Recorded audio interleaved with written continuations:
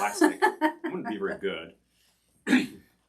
So, but there you go. We inherited an inflatable turkey some years ago, and it has been with us ever since. And every November 1st or thereabouts, we bust it out, inflate it, and Hi, Doug. stays that way for I'm a reaching month. for it. He's like, oh, no, it's mine. Do you want it? No, it's yours. No, it's not. It's not mine. I didn't realize you were reaching for it. I'm just rambling away here. Here. You're trying to grab a wing. Take your turkey.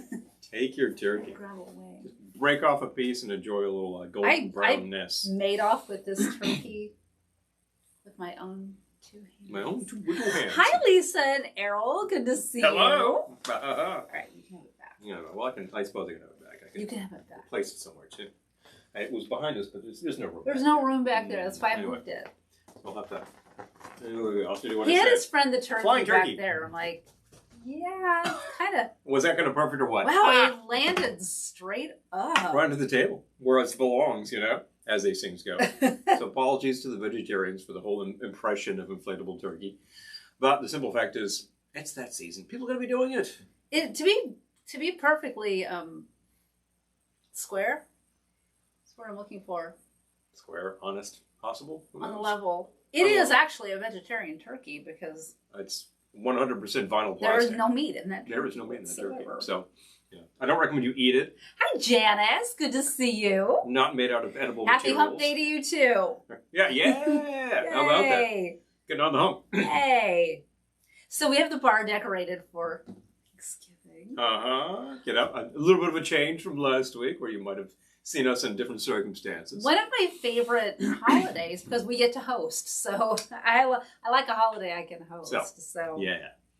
Good stuff. We're ready. Good stuff. We have actually hosted Christmas. Hi, Mars. In this actual space before. It's been some time. It was very specific circumstances. But our trade-off these days is normally that, we do the Thanksgiving business and the rest of the family does the Christmas business. So, but we all see each other when we can. That's right. This year, I believe we will be able to. So away we go. And that's the stuff. Be fun.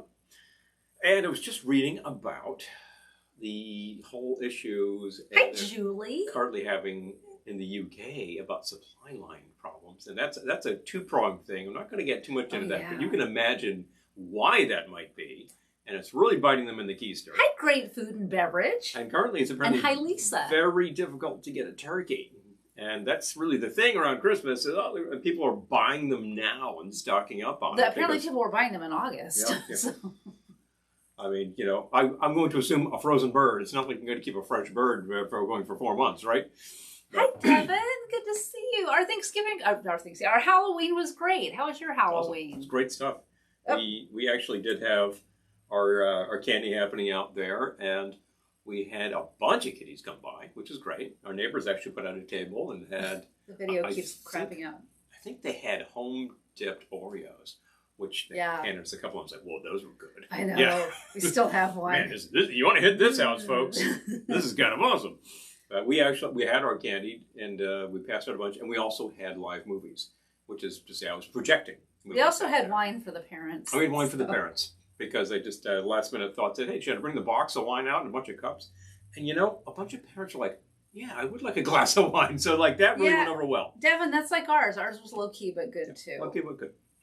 A bunch of kids for a couple hours. It was perfect. We had a lot of trick or treaters this year. Really did, and our house, of course, is lit up like a Roman candle, 365 of the year. So kids walk down the street, they see a bunch of really dark houses. Oh well, don't go there. But ours are like near. Yep, check it out. Guys. But it's good. Our new neighbors, they have a spread on their porch and everything. Yep. So it was good to have a couple of houses on the block illuminated there. People were going to. And I think a few doors down that way, definitely, and a few doors down that way. Yeah, so there were a few. It's a pretty good. It's a short street, but it's a pretty good street to hit if you're making the rounds in the neighborhood.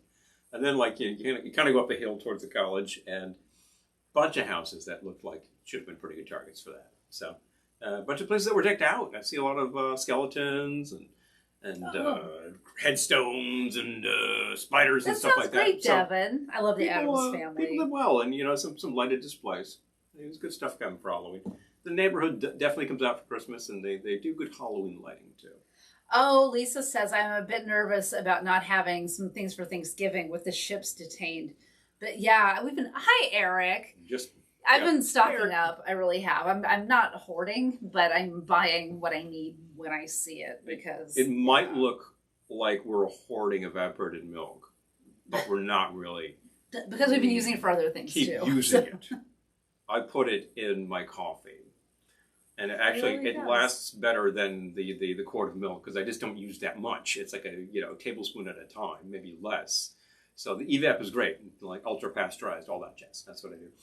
But it's been going down. And as soon as you use a couple of those cans and desserts for Big Turkey Day, it's like we're not going to have that much. I need left. it for the pumpkin pie. Yeah, that's the kicker.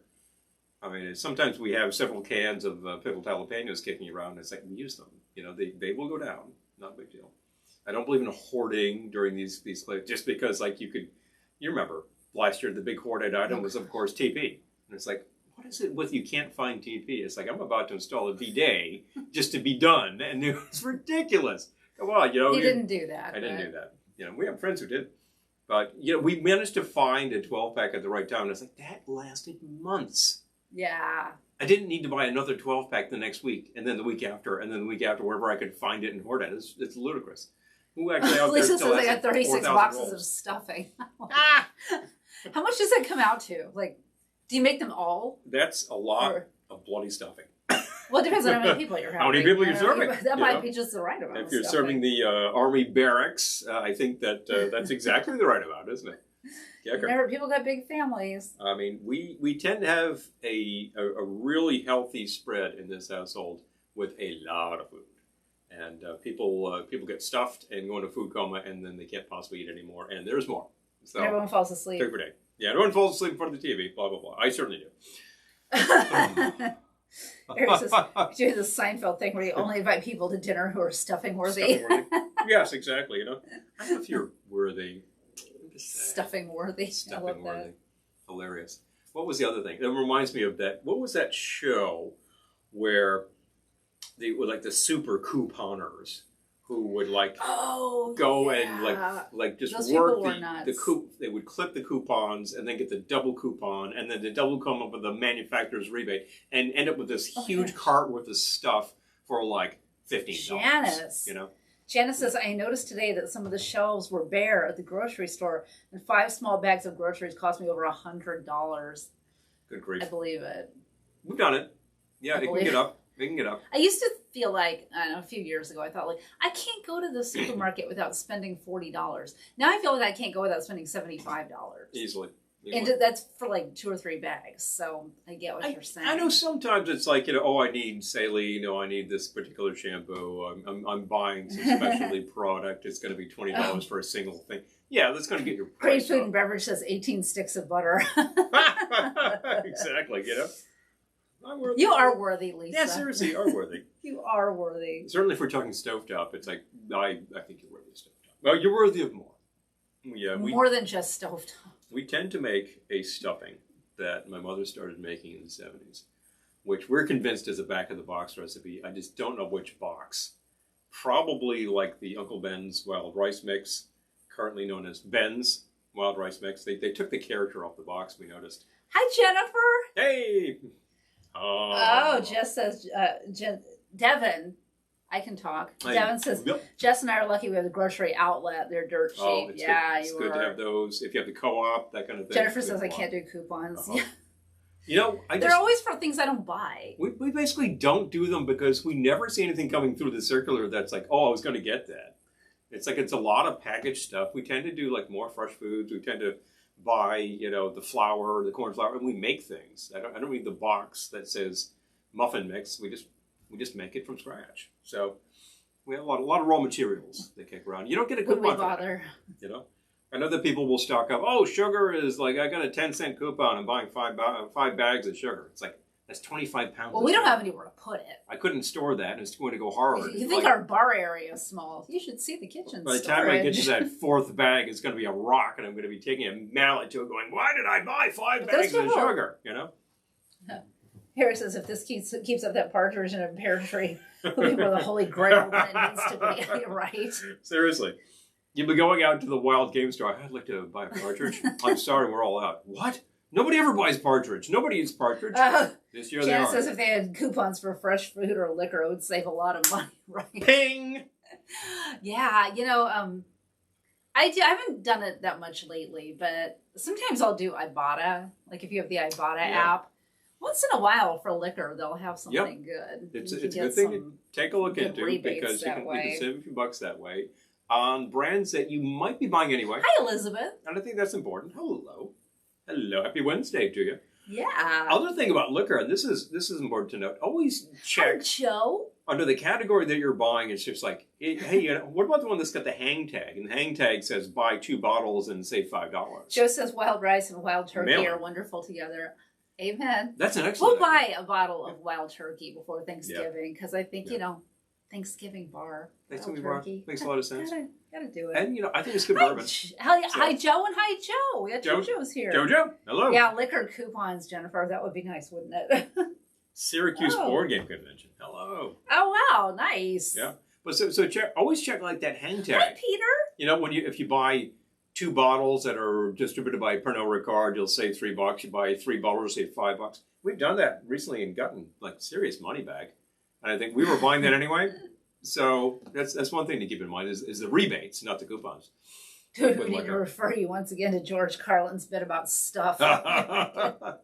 Peter, Chinese takeout sounds perfect. Well, it makes me think of Christmas Story. Yep. When I go to the Chinese, but Chinese turkey. It makes me think of my family where. Hi, Andrew. Good to see you. My relatives up in Massachusetts, day after Christmas, Boxing Day.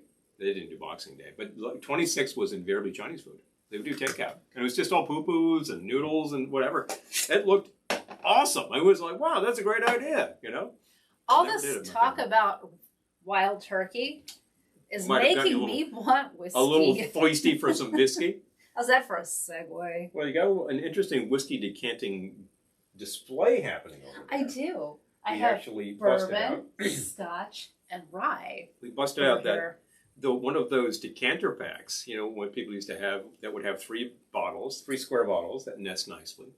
And interestingly enough, when you see those, they frequently will say bourbon, rye, Scotch. And it's like, I guess all anybody drank back in the day was brown goods, and all they really drank was whiskey, So that's it. A lot of whiskey going on. So all 3 kinds. We bought, this is 5 Points Rye that we got from the Spirits Lab in Newburgh, New York, which is close to us. We were there recently, and we just finished a really good day on a film set, and I'm passing by this joint, and they look kind of not open, but I asked the guy, are you happy you open for business? Oh yeah, we're open at 5. Devin says, one thing I do miss about New Jersey, the wild turkeys everywhere, right? Wild turkeys. Aww. We get them. Haven't seen them around that neighborhood, but you hear them from time to time. Yeah. And our friends Dan and Elaine, wild turkeys stalk their neighborhood. You don't see like 4 or 5 of them just walking around. They're large birds, really. I've seen them over by the stores. Yeah. In Wallkill. But yeah, they're around. They're not far. Let's just put it that way. But this bottle is almost empty because I decanted it most of it into there. We didn't kill that yet. So I'm making something that I am calling Sour Cherry Rye Sour. Sour Cherry Rye Sour. AKA the Department of Redundancy Department. Mm-hmm. Because I just cracked myself up. Because you decided the Sour Cherry Rye Sour was a pretty good idea. Sour Cherry Rye Sour. Well, it sounds good. Oh, and I forgot to grab your words. Hold on. She'll be right back. The sour cherry. I think that it will make an excellent sour, and I really do like which the is idea incredibly sticky. Of a drink called the Sour Cherry Rye Sour. Sour Cherry Rye Sour. just so you know, it's really a sour. Oh, Jennifer's drinking along. Oh, Andrew says they have them in their backyard. They're goofy and eat a lot of bugs. Well, then that's great. That's exactly it. They're pretty goofy birds. David's listening while commuting. They make really strange noises. I've seen like a flock of turkeys. Oh, Eric says get them in Pittsburgh. Yep. And they do. I think I believe the turkeys and the chickens eat a lot of ticks. Now that's a pretty fine idea. Please, all the really pesky, viral carrying bugs. Go to town. If you can get them to eat stink bugs, that would be great. But I don't think they're tasty. Eric's quoting George Carlin. You ever notice when you're at someone's house, your stuff is crap and their stuff is stuff? Well, we are crap by the way. Although I call our stuff crap a lot. Yeah. Well. There are definitely things, I would say, like in your average household that has been there for some time. Probably you could take 25% of the stuff, I will be polite, that's in there, and just get rid of it, and you'd have a little more space and you wouldn't miss it. The thing is, it's not like it's all in one place where you can say, oh, just take this corner. You just have to start cherry picking. I need a moment because Jennifer's mixing along. Oh, I need to interject. Please. Half-ounce sour cherry liqueur. Sour cherry liqueur. And then I'll take the spray because that bottle is sticky. So it was 2 ounces of rye. Wow, that's sticky. And a half-ounce sour cherry cordial. Always good to have that, Appreciate it. And what's in the bottle? Alcohol. Yeah. Yeah. But delicious. Not that you can drink. Oh, Lisa says we often get wild turkeys on our farmland. Oh, okay, cool. And a lot of deer. We have a lot of deer. Yeah, we have a lot of deer. The deer For being just like in the straight up suburbs. The deer chowed down on my neighbor's pepper plant, so he had to fence them in. And now I believe they're leaning over and chowing down again. And I think, what do you need? A 6-foot fence for you punks? Jeez. Half-ounce fresh lemon juice. The sour cherry we use is the American Fruits sour cherry cordial. Excellent. I was thinking of doing the get it. Bogarts. Awesome. Oh, Bogart sounds like a very good idea. I was recently myself in Newburgh, New York, and there's a great liquor store there. And I was saying, what? I really need something today. We needed something. So I went and I picked it up. And I said, as long as I'm here. And I noticed that.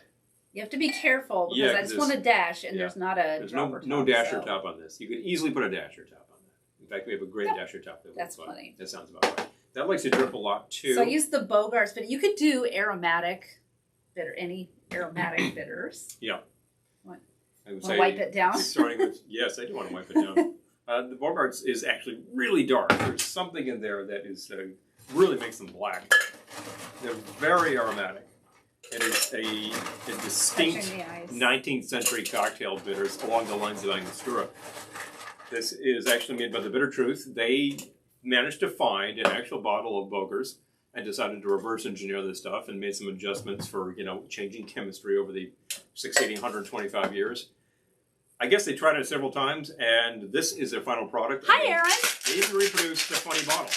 And hi, Ken. So there we go. Hello. So good to see you. Thank you, Ken. Thank you much. It's true. It is. What percentage of stuff would be a collection of pens that you inadvertently collected? Well, you advertently collected pens because for a while there you were using ballpoints like mad. So anytime you were at a hotel or anytime you were at a function, it's just pens. So like that, there's a large amount. I just saw like another bag upstairs when I was looking for something else that happened to have a huge quantity of pens. And I thought, what in the world do we need all these pens for? I know what we needed them for. I'll take a... Currently... And what do you need? I'll take a chilled glass, please. A chilled glass? Thank you. How about one that'll make that taste 73% better?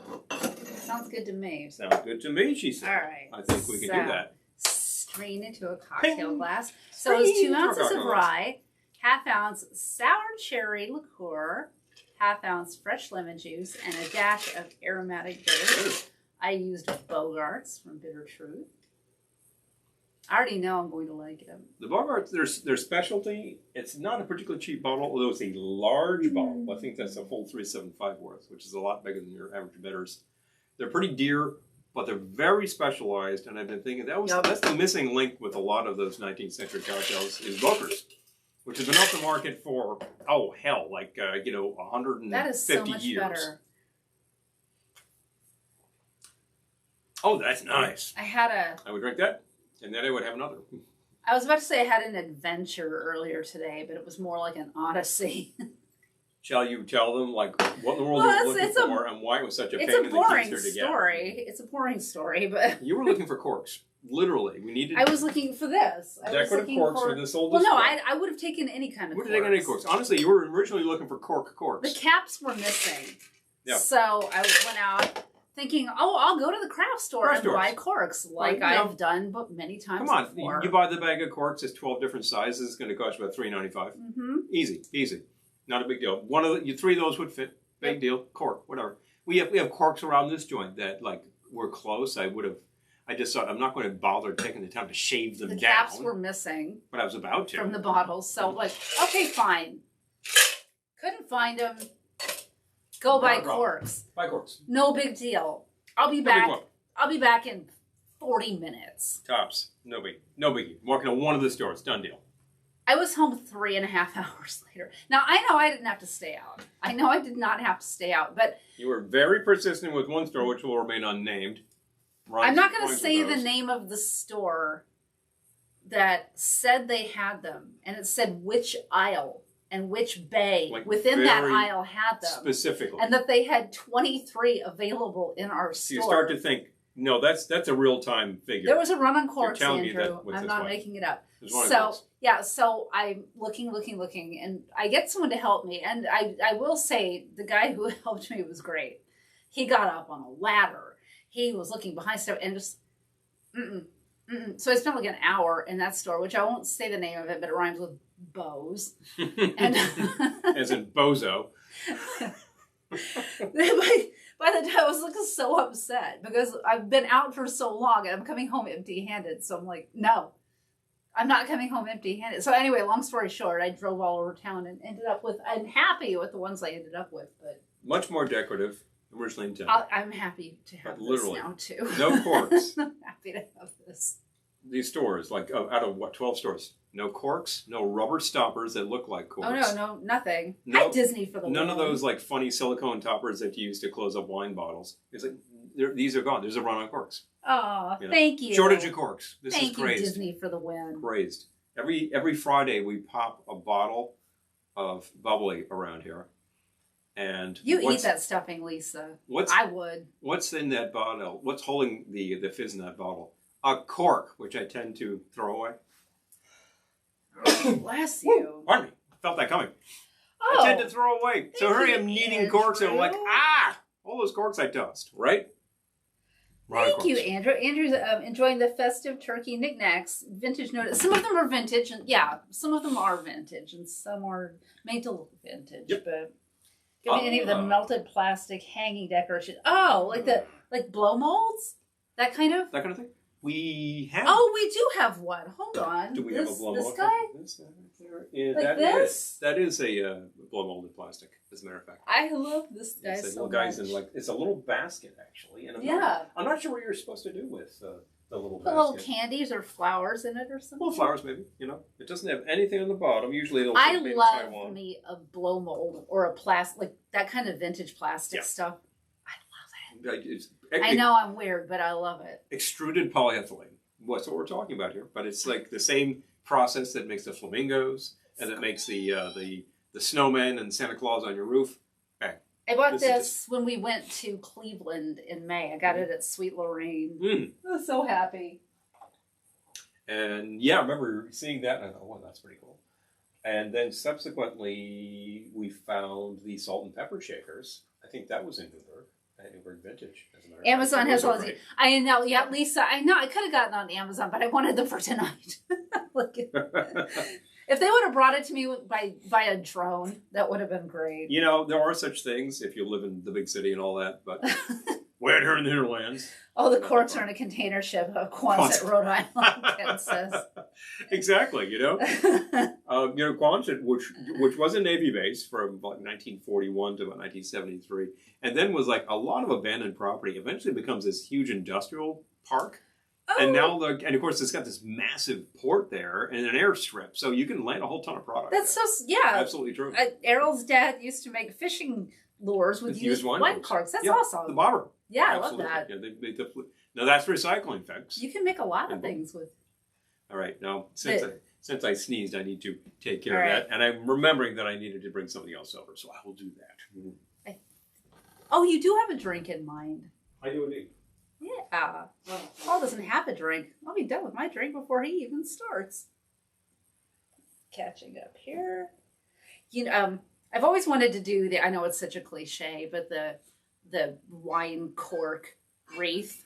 People make wreaths out of them. Well, if you want to do it's fun to save up enough corks. Oh no! Eric says Cleveland. I had a nightmarish traveling experience there. Right. Oh, I love Cleveland. Oh, what happened? Yeah, too bad here. We had a real fun day. We've had more than one fun experience driving around Pittsburgh. First time we were over there, it's like, wow, you could get lost like hell. Now you would just have the little box tell you where to go, and you would not question too much the fact that the street changed names 3 times during your journey over a course of a quarter to of be a mile. fair, isn't Boston like that too? Boston is a little arcane. Definitely a city founded on cow paths. Try parking there. Big fun. That's why you gotta swim to get the corks. There you go.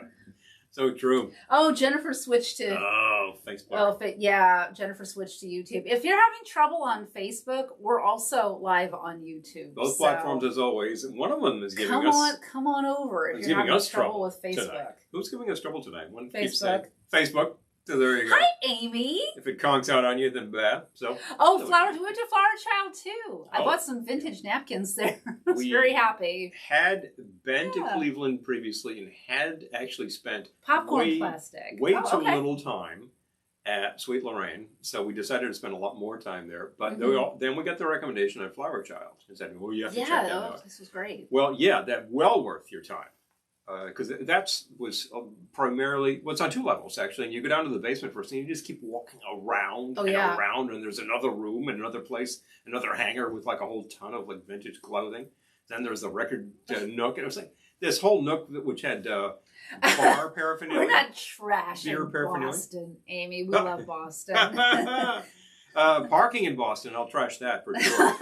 And I don't think you're going to defend that, but I'm talking about the... Hi, Aaron. Oh, Aaron, I keep meaning to thank you for the hot sauce. Yep. Thank you. We love it. It's delicious. Go grab it. Let's share it. Right there? On the table? Yeah, the green. Sure. And Michael, hello. Good to see you. Michael and Nora, hi. Hey, the both of you. Hello to both of you. So, Aaron actually sent us. So here's the Trailer Park Boys from Coney Island Saucery. And I think this is their new addition here. Green Bastard. Verde hot sauce. And we got like this. Green Bastard is ready to enter the wrestling ring, apparently. And this turn it around, you can see it's like already halfway down. It's like, wow, how about that? Use more of it than milk. Thank you. This is actually a Verde style. Fresh notes of cilantro and citrus. Tag teamed with garlic, earthy middle tones. Ending with a jalapeno serrano flying elbow to the throat. Boom! So that's it. I think it's quite good. And we found this on a variety of things. I wouldn't have even had this on breakfast. Eric says, well, I admit Pittsburgh is a very antiquated, diagonal sort of place. Last time we went, I just took Ubers everywhere. And when we're driving, you just follow what the little box says, and then it's not a problem at all to get around. Okay, Jennifer substituted cranberry juice. That works great. Yeah. Sure. Oh, Andrew says YouTube is way better today. Yeah.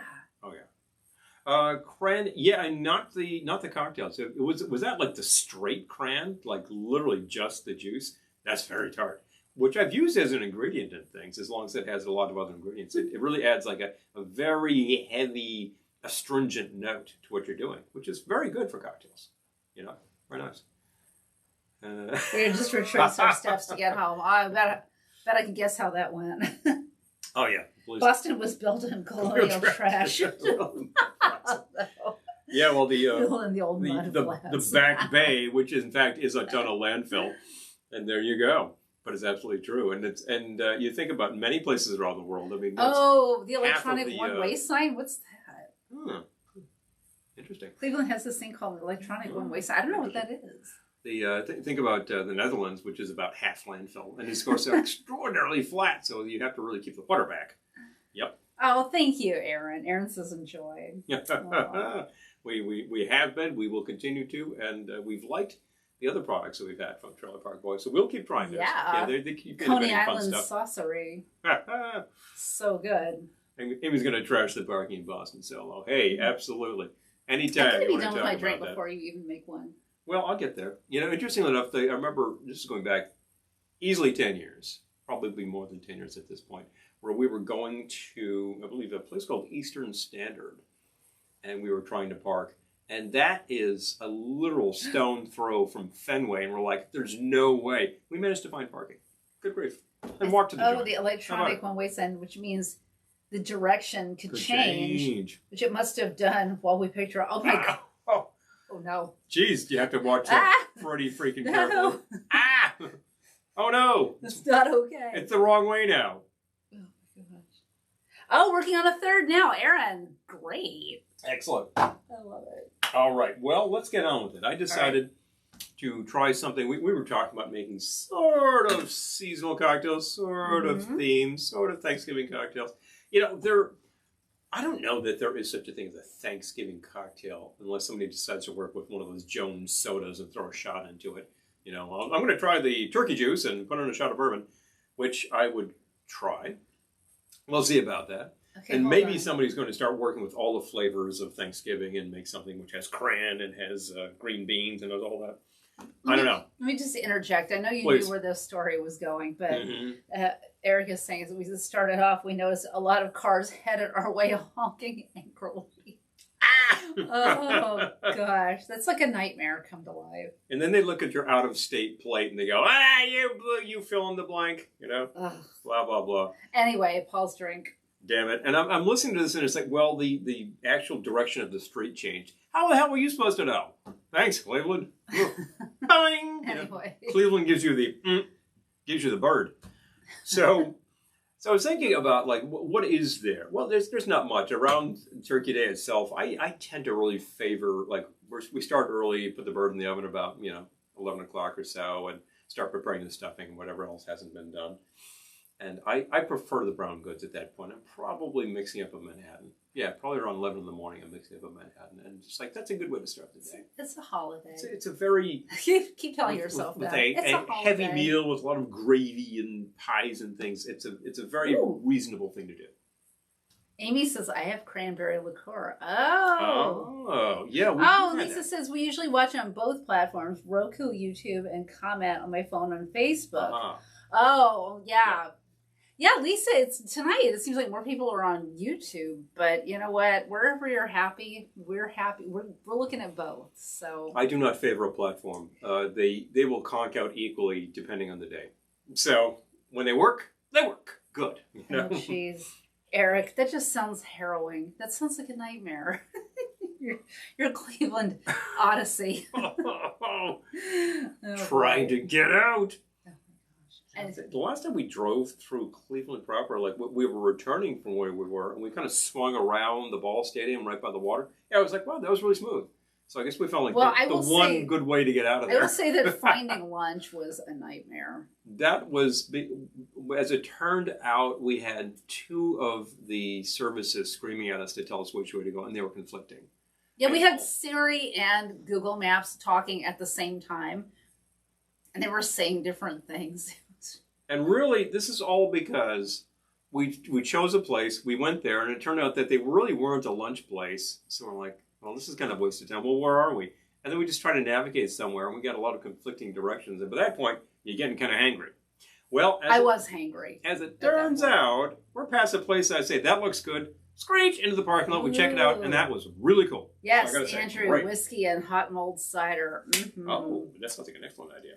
Yeah. So I started thinking about lunch. Maybe we'll do that next week. What do you got? I remember that around 2013, we decided to shoot some episodes in various locales, and we decided we hadn't done a Boston episode. So our buddy Aaron actually acted as tour guide, Sherpa, and took us around the city, and we saw a lot of great stuff, took a lot of video. And then we repaired to Plymouth Plantation, where we met up with, you had made a contact with like their curator, and we had a good interview, and she actually gave us the run of the place and said, here, check it out, and shot a little video inside the houses and whatnot. And we're talking to her, had some questions about, what did the pilgrims drink? And I believe her answer was water and more water, because that was basically it. They really didn't go in for a lot of hard stuff. We know from the notes on deck, what am I thinking of? The Mayflower itself, that one of the major reasons that the ship actually decided to go ashore was that their provisions were much depleted, especially beer. So we know that they were beer drinkers, but apparently, as far as liquors go, they were fond of the Dutch gin. So I think, now they were also very self-reliant people, and they also would have done things like keep bees in order to pollinate and to make honey. So I started thinking, gin and honey probably leads us to a classic from the 20s, the bee's knees. Sounds like a spring drink, but I had one recently. It was actually very refreshing for this weather. I'm going to make one. Let's do that. All this talk about brown liquor, and then you're using gin. And I'm using gin. How about that? Well, you never I already got you a shaker. You got me a shaker. Yep. Well, I'll keep this in reserve. Shall we? Make it properly. Thank you for the shaker. I might have been driving all over town, but I had time to get you a shaker. Of course you had time to get a shaker. You would do that, of course. So what goes into the bee's knees? The bee's knees, I believe, is a shot of the gin. The Yon Pilgrims potentially would have been very familiar with Genever, which is a bit of a different product, a little heavier, a little malty. We do have Genever. I'm going to make this with a London Dry, though, because that's how it was designed. And where did I have this? Did I mark that here? Oh. Aaron liked the sound effect. Has anyone picked up the new Oxford Encyclopedia by David Wondrich? Oh, yeah. And Noah Rothbaum? I got to find the name of it, the exact name. Yeah, it is actually an Oxford Press kind of thing. Was commissioned. Been working on this for over 10 years, I think. They commissioned, I think, 60 different writers, and they've got the exact name is the Oxford Companion to Spirits and Cocktails. Spirits and Cocktails. And I believe it's being released tomorrow. Ah. But it's almost 900 pages I believe of they have scholarly goodness. Like 1,200 entries. So that's actually about cramming quite a bit inside those pages. Liquor and cocktails. Yep. So I'm just curious if anyone has that on pre-order. We don't, but I think we probably need to pick it up. I'm feeling like that would be a really great little Christmas thing. Just saying. Oh, make that 2 ounces of the dry gin. Oh, Lisa. Yeah, I'm friends with Larice on Facebook, so I see her. Actually, Jilly just commented on one of our videos today. So yeah, I know she's around and about, but I haven't seen a video either. She might be on hiatus. I know that she does seasons with the show, and she might just be taking smart. time to take care of. She does seasons. Mark that. We just keep going and going, you know? Mark that indeed. Make that 2 ounces. Oh, Andrew says bee's knees is Make lovely. that 2 ounces of the dry gin. Okay, I will. Okay. Who put the Graham Pilgrim can? I'm telling you, what will we have to eat? Dirt. What will we have to drink? Water. Thank you. You know? So Eric says, Siri, I can't find my socks. She said, they're behind the couch. Oh, bee's knees. Okay, good. Okay. So I'm gonna correct that. 2 ounces of gin. All right. And this actual formula comes to us from a book called Speakeasy, 200 Underground Cocktails. I forget where I got this. Either you gave this to me or somebody else gave this to me. I think it was a Christmas kind of a thing. I didn't. It's a fun illustrated volume which has a lot of Prohibition-era stuff and a lot of not Prohibition-era stuff. That's actually quite reputable. I mean, I've seen a lot of books that look like this that are really cutesy, and the drinks are like, not that great. This is well done. This is like very curated. Like you take a look at the formulas. Yeah, I would make that drink. So we're gonna start with these names, and 2 ounces worth. Doug says the Oxford Companion to Ships in the Sea is awesome. I can imagine that the cocktail version is equivalent. Yeah, well, I guess they already have beer and wine, so this is like sort of rounding out the trilogy. Yeah. I learned this from the New York Times. I don't know who curated the wine one. I know that the beer one was curated by Garrett Oliver from Brooklyn Brewery. And apparently he recommended Wondrich to do the liquors one, and Wondrich is like, sure, yeah, we can do that. And he takes a look at it and he's like, good grief, what have I gotten into? No, I think they thought it was going to take 2, maybe 3 years. Yeah, and it's been 10 years in the making. So you know? I feel their pain. All right, lemon juice, this next. 3/4 of an ounce. And I think that this is more or less the 3/4 ounce. Eric likes the picture above your head. That's by our friend Fred Rawls. Yes, very talented artist. Fred Rawls of several bands, including Ninth Wave. I would say he is the drummer for Ninth Wave, except the last time we saw him, he was trading off with the bass player, and suddenly he's the bass player, and Ed is the drummer. So I guess it's just one of those things where they're getting flexible. All right, third magic ingredient. That last second yes, he's incredibly talented. 3/4 of an ounce of lemon juice. Okay. And now wait, what else did you do? 2 ounces gin, 3/4 ounce lemon juice. Okay, but what else? That's it. Okay. So far. And 3/4 ounce of honey. Now I'm using a honey mix. or I think, I don't know if this goes by their names, but basically what this is 1-to-1 water and honey. And it makes it a lot easier to pour and work with, and you still get the flavor. Yeah. So there you go. Probably a little less sweet, too. Again, it's been cut down. That's perfectly fine. You've still got the flavor you're looking for. Now, I don't think that formula specifies bitters. I think that orange bitters would be perfectly fine. I'm just going to be intrepid and try the Bogarts, however you want to call it. Pour carefully. Yeah, seriously. How much are you doing? I'm just going to use a dash. In I'm fact, going to say a dash of aromatic. I'm going to be less daring than you are. I'm going to pour to here first in case I really get too much. There's a dash. That's more than I use. Yep, pretty heavy dash. Really trying to pour just a little. This stuff's very aromatic. I think there's definitely sassafras in here. And what else? There was something that I took a sniff and said, "Oh yeah, it's a real burnt sugar thing." Yeah, Lisa. She seems totally fine. So. Game with ice. Ding. Ding. Oh. So, Lisa loves Fred. Oh, yay. It sounds like he's using the Genesis model when they switched lead singers. Hilarious. Errol, okay. A guy I work with mentioned there's one liquor made only on a ship. Can't recall the liquor. Oh, okay. That's interesting. Yeah, please ask him. I'm interested. Two things I can think of. There's something or maybe the called, Ben Chicago. I think it's Jefferson bourbon is barreled, and then they put it on a sea voyage. And you know, it bounces around inside the hold there, and apparently gains some flavor. And Liney Akavit, same thing. They put it on a ship, and it takes a journey, and apparently gains some flavor from the barrel. So there you go. So those aren't made aboard a ship. So if there's something that's strictly made like offshore and then imported for all your land lovers, then that would be interesting. Amy, I can talk. Amy says actually it's called cranberry because it's fancy Grand 10 distilling. Ooh. Cranberry. That sounds nice. And pour into a cocktail glass.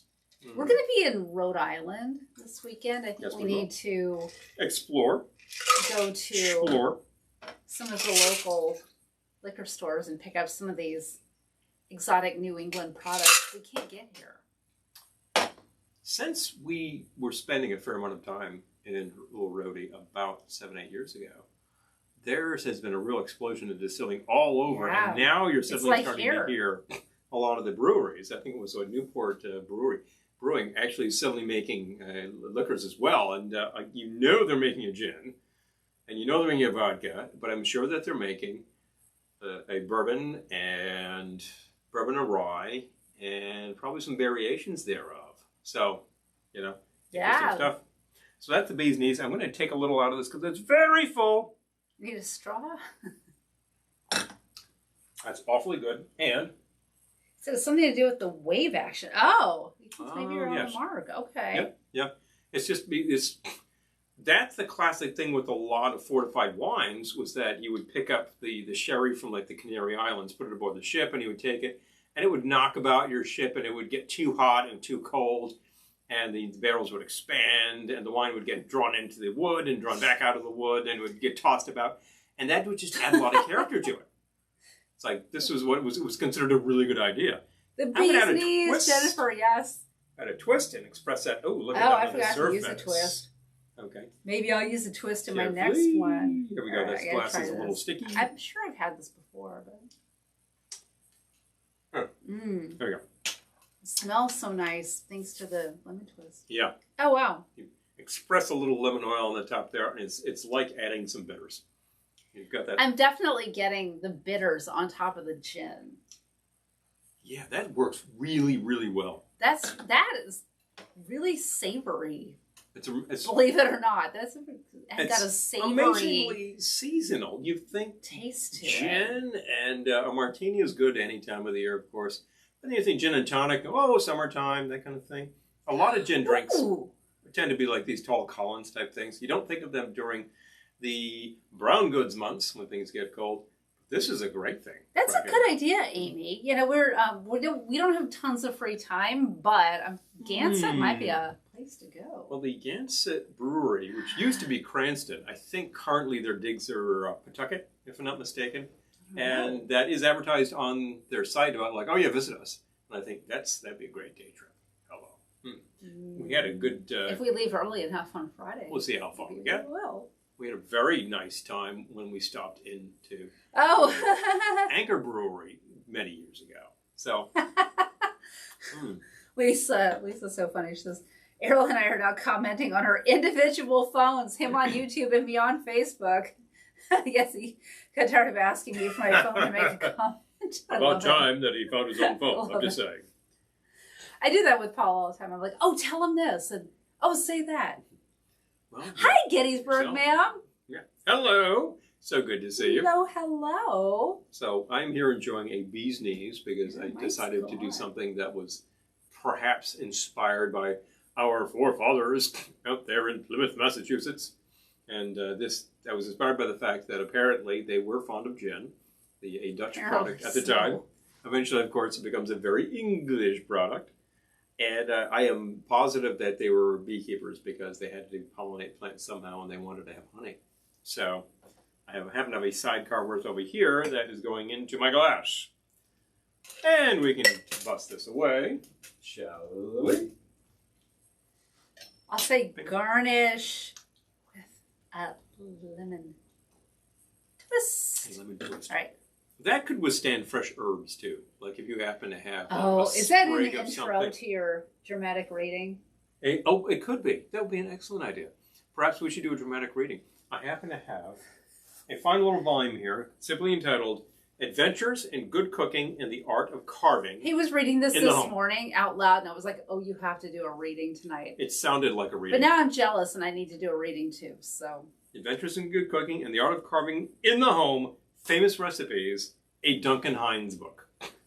Duncan Hines, of course, was a real person, spent a lot of time traveling around and finding little roadside places that served excellent food. Do you want to bring in Duncan? I'll go grab Duncan. Hold on. I will find the appropriate section here. And this carries an original copyright date of 1939, and I believe was originally a lot of entries, and probably in his magazine or whatnot. And he's listed recipes from many people, and he names them in here. And usually it's like Mrs. Person's name, right? Here's Duncan. There's the face himself. In case you thought I was joking, we do have Duncan hanging in our kitchen. We have Duncan himself. This is the thing. This has been slightly enlarged. This is from a prior episode itself. Of course, when we had a seance and channeled Duncan Hines. All right.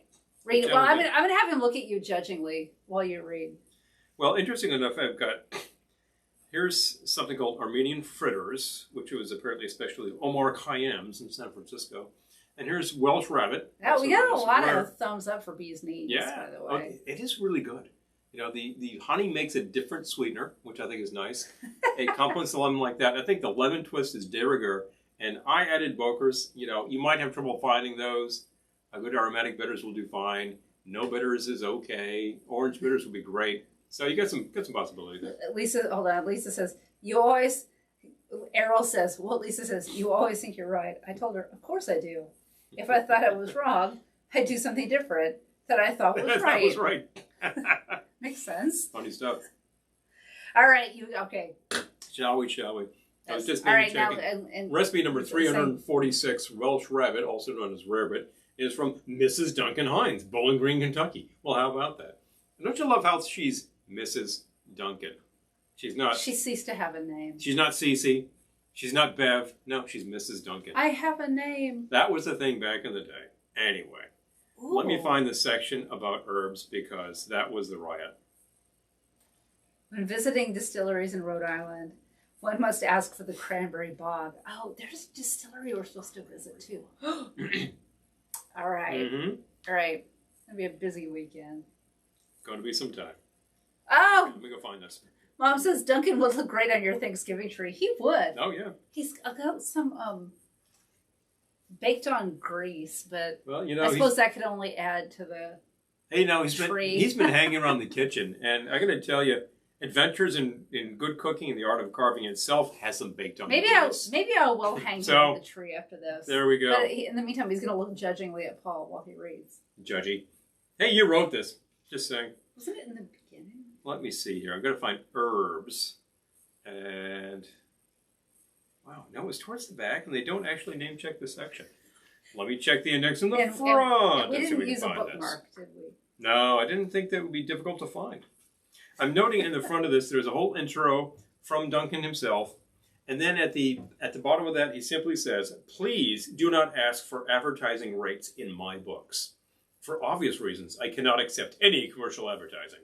So there, you know, General Foods, General Mills, any of you people want to advertise in here, forget it.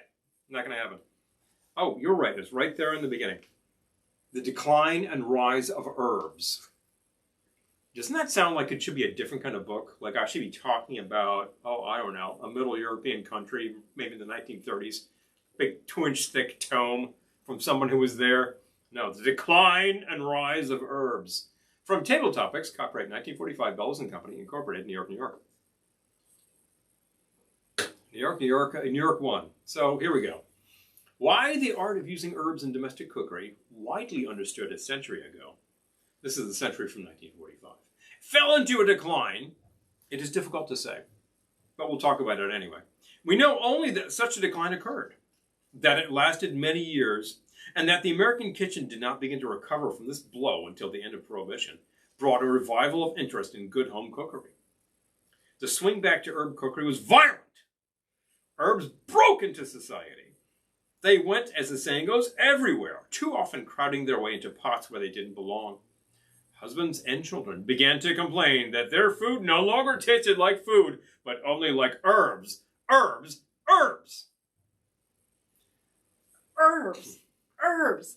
Herbs. You weren't sure at the beginning of this evening that you were about to receive a diatribe about too many damn herbs being used in your food. But here it is, from Good Cooking and the Art of Carving in the Home.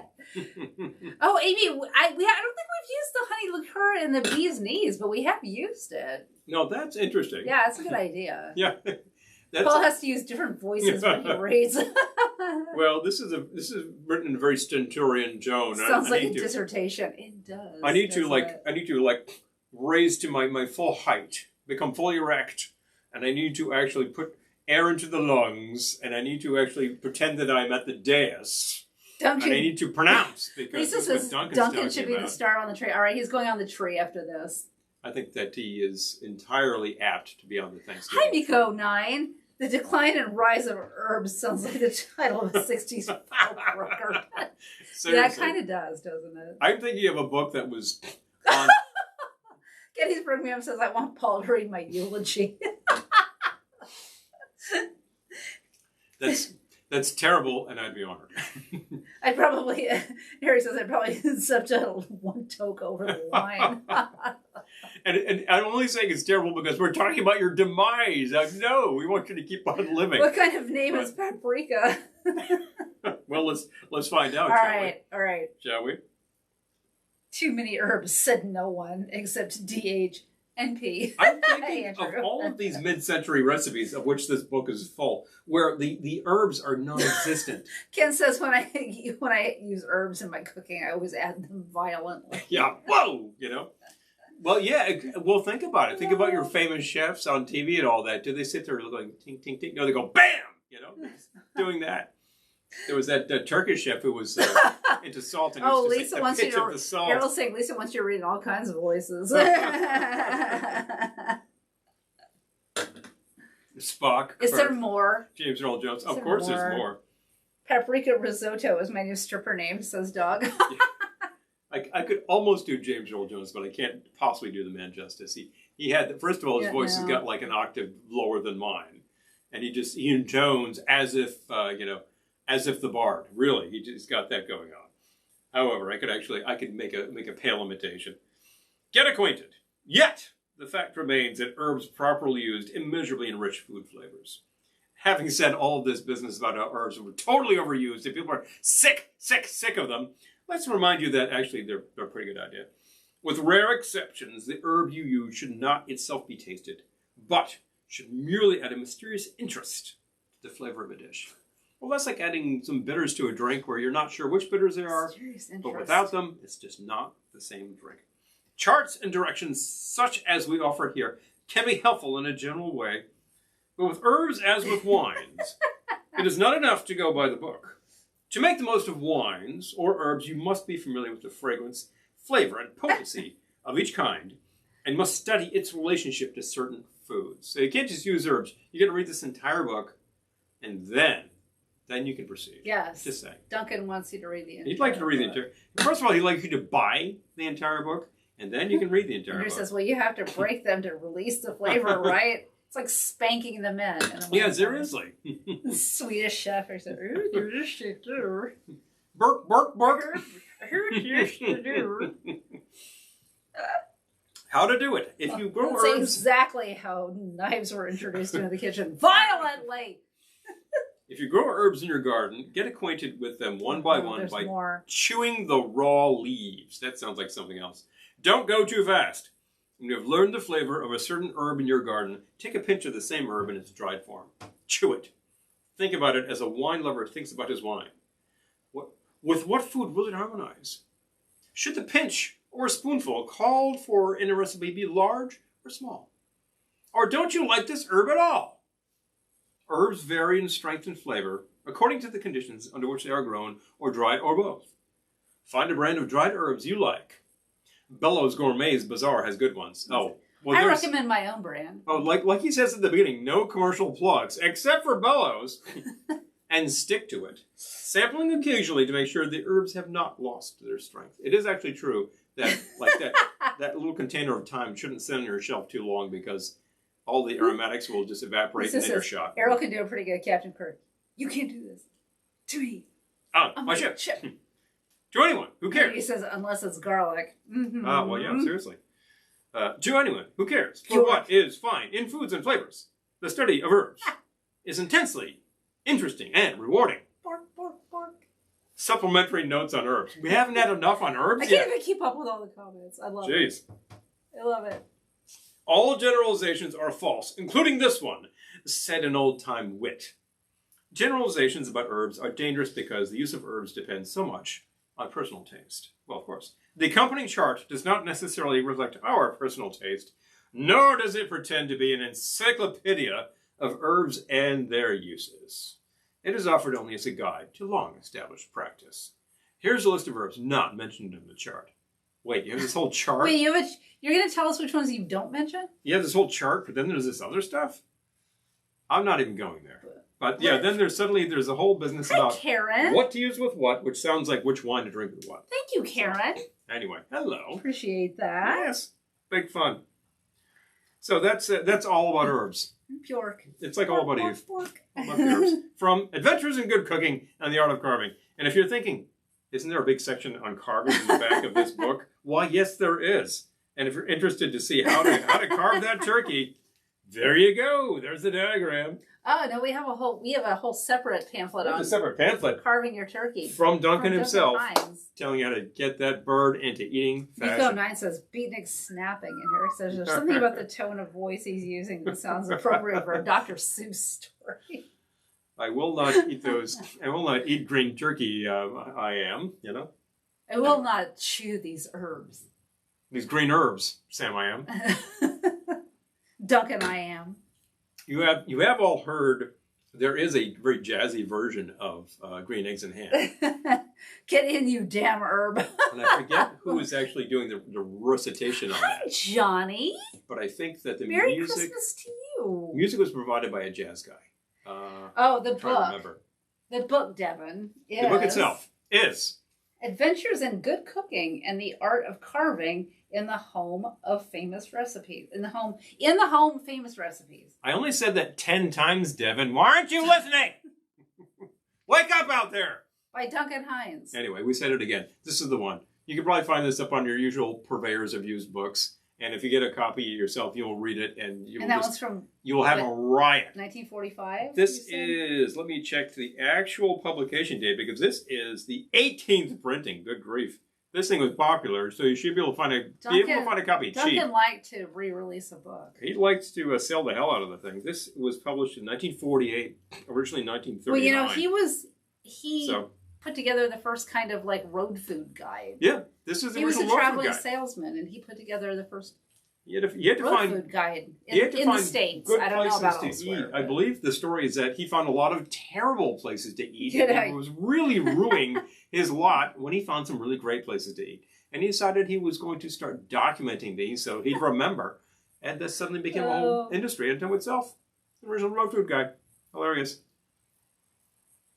Comments are hilarious. I will say, we have used some herbs from the garden in the cocktails from time to time. Tryptophan high coming soon. Yep. Oh, I gotta catch up. Like, I will say that garnishing with rosemary is a great idea. It's very aromatic. And thyme or basil, that's basil leaves in cocktails. That's very commonly used. That's fun. Ken says, who put the in herbs? Well, it's whoever put the Grim and Pilgrim, I think. And from time to time, we will do something crazy, like take a habanero pepper, slice it, throw it in with 2 ounces of rum, and let it sit there for half an hour, and then make the basis of a cocktail. We've got a Susan line here. You've got to read it. So much time we waste. Arguing over taste using herbs with haste. Okay. Fantastic. Anticipated tryptophan high coming. Make something to taste, only for it to taste like paste makes me wish it was rest. I don't have the rhymey poetry going with me today. I'm glad that you did. Oh, Miko 9's in there too. We're not going to eat that bird. Going to chew those herbs. Ah! Spoiler alert. Gobble, gobble. Boy, I drank that right down. That was so good. I know. I'm ready for another. Bee's Knees. Recommended. Kind of a pilgrim cocktail. I mean, I think I'm stretching it a bit, but not that much. Oh, Amy says, don't forget parsley sage. Yeah, absolutely. And Michael says, you've inspired Nora to add rosemary to her mushroom barley risotto. It's happening right now. Yum. Oh! I love random rosemary appearances. Good. Sounds really good. We have it growing in the garden. At this point, we're getting some frost, and it's probably going to be killed. I just want that to hold on until Thanksgiving so we can put some in the big bird. And after that, we'll see what the hell happens. Although, it came back to life this year. We took it in last year. Yeah, we can had it in let it winter We had over. it in the big room there because we got plenty of sun and kept it plenty watered. And it survived fine, and we kept using it. I tend to use it on Sunday breakfast because I'll fry up some potatoes and then throw some rosemary in there, and that's just spot on. Excellent. Now that's what you do with rosemary. I'm thinking about. But I always put a sprig in the big bird because that really adds so much flavor. Awesome. So I'm glad that we inspired it to throw a little rosemary in. That sounds great. Kind of awesome. I have an idea. Switching to water. Killed it. I think I had some salty food for dinner because I'm really thirsty. But a lot of water is a really good idea. We have one vote for deep fried turkey.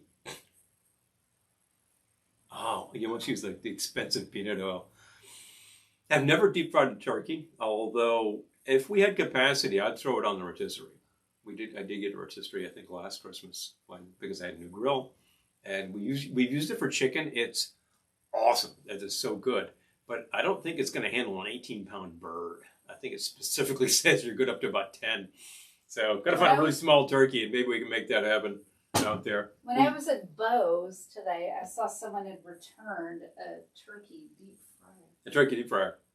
They're a little frightening, actually. It's this huge vat of oil that you've got a big propane burner on, and it just gets it like blisteringly hot. I think, you want to do that outside. I think there's no way you're doing that in. I've heard that it's very good and it's very juicy and etc. And what a lot of work. I think I'll stick to the oven.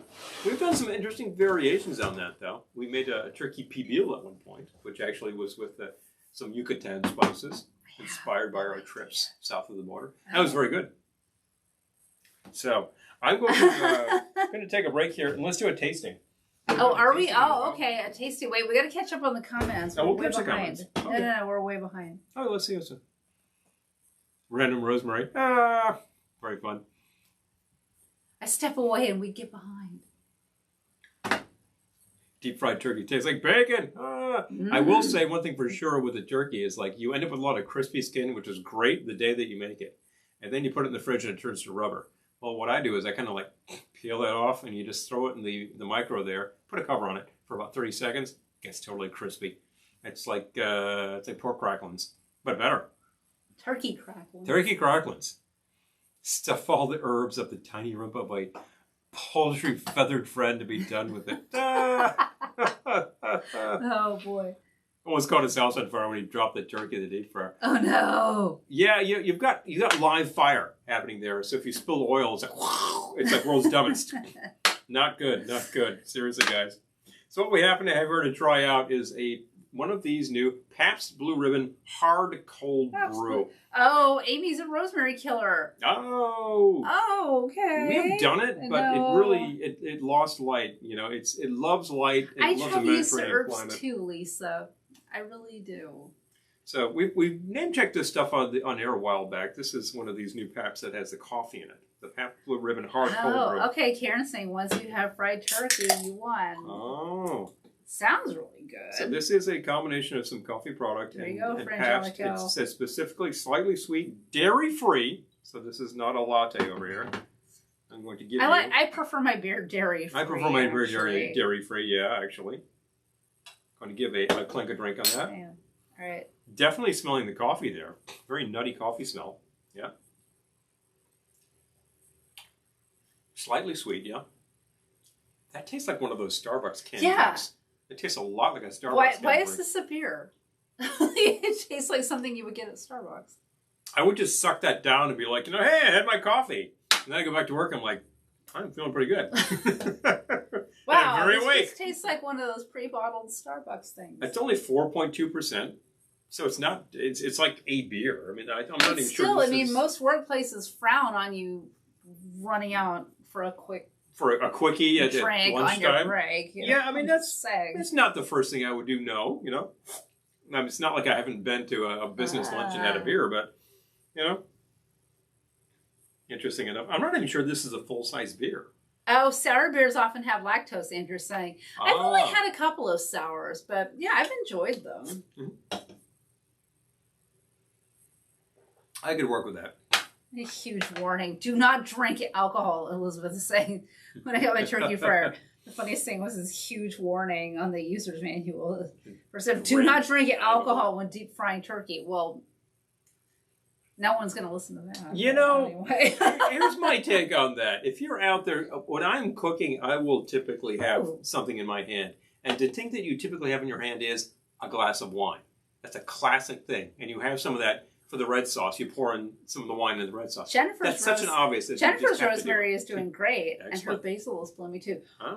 It's getting a little cold for our basil. Our basil was doing great, but now it's gotten basil's conked out. It got way too much water, which it hates, and then it didn't get enough sun, and now it's just getting cold. And now we're starting to get frost, Lisa, so that's going to be the end of it. I'm with you. Lisa says, I need to separate church and state. My coffee is for morning and my beer at night.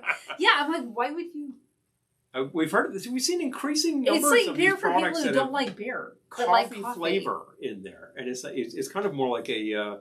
It kind of tastes like a beer chocolate milk. It's funny that way. Oh, okay, yeah. Julianne loves them, but lactose intolerant, so that's a no-go. Yeah. Yeah. I don't. I feel like this is for. I mean, I'm just trying to think of the boardroom discussion. I feel like that's for people who don't like beer but like coffee but want to drink beer. Basically, like a sort of coffee shake. Yeah. Because this is what it's really tasting like to me. I'm thinking of what I could do with that. Oh, I kill rosemary. Everything else I can grow. Wow, that's so funny. Because we just actively neglect our rosemary, and it seems to thrive. But we're in the Northeast, so it might just be climate. Honestly, because we do not have green thumbs. During the summer is very good for the rosemary. It really, really loves it. It gets plenty of sun. It will tend to get plenty of ambient water from whatever rain happens. If it gets really dry and hot, I will water everything and make sure, because it's not going to be happy if it dries out. But yeah. Wow. Oh my gosh, warm enough here in Vegas that I got basil and fall to. Oh wait. Coke, coffee, zero with hello. Yeah, we're all reading different comments. Yep. You put alcohol at the bird robe. I'm trying more of this. Yep. I'm actually liking this. It's very strange. As Yeah, Jennifer says cold weather there is 69. Yeah, no, it was 45 here today. I think we've heard of temperatures down into about 29 recently, so that's really going to that's going to be frosty. That's going to kill my peppers, and I better just harvest the rest of them and take them in and make sauce and be done with it. Oh, I haven't tried the new Coke Coffee Zero with rum. Okay. Interesting. Interested to try that out. Let's make something. Oh, bull ginger. I love bull ginger ale, Eric. I really do. Oh, that's a good idea. Good idea. Okay. All right, I can use a shaker. The appropriate glass here. And yes, you could. I will get you. And I'm going to experiment, but spoiler alert, it's going to be good. No, it's going to be good. It's going to be good. Here. Thank you. All right. So there we go. I'm going to do another fall thingy. Another fall thing. What would thingy. be good in this? Do you think rye? No. No? Like rum.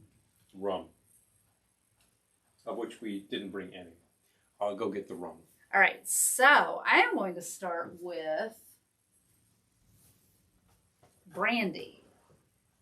I happen to have some right here. Just happen to have some brandy. 2 ounces of brandy. It doesn't have a name yet. If anyone wants to name it, go for it. The working title is Another Fall Thingy. Starting with 2 ounces of brandy.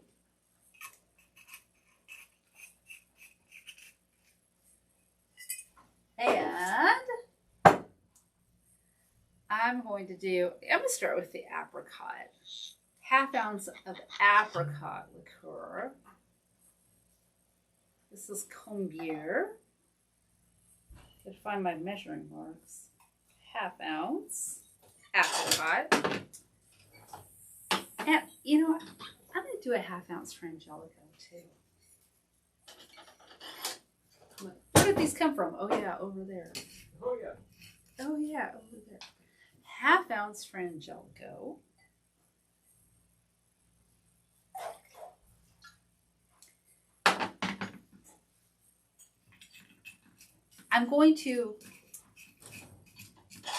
I would do lemon with this, so I'm going to start with the lemon.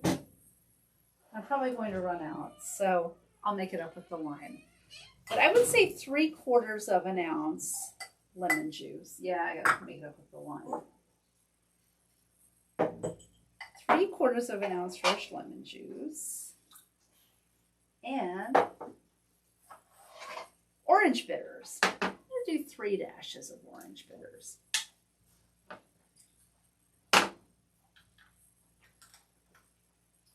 I really should write this down before I forget. So, 2 ounces brandy. Not Grandy. Fred Grandy of TV's Love Boat. He's got nothing to do with it. I'm just saying.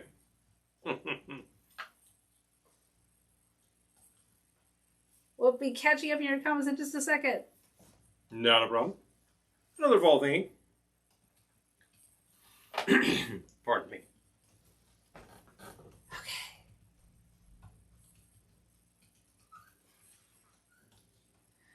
Got that. Okay. Brandy oil. Hi, Keith. Good to see you.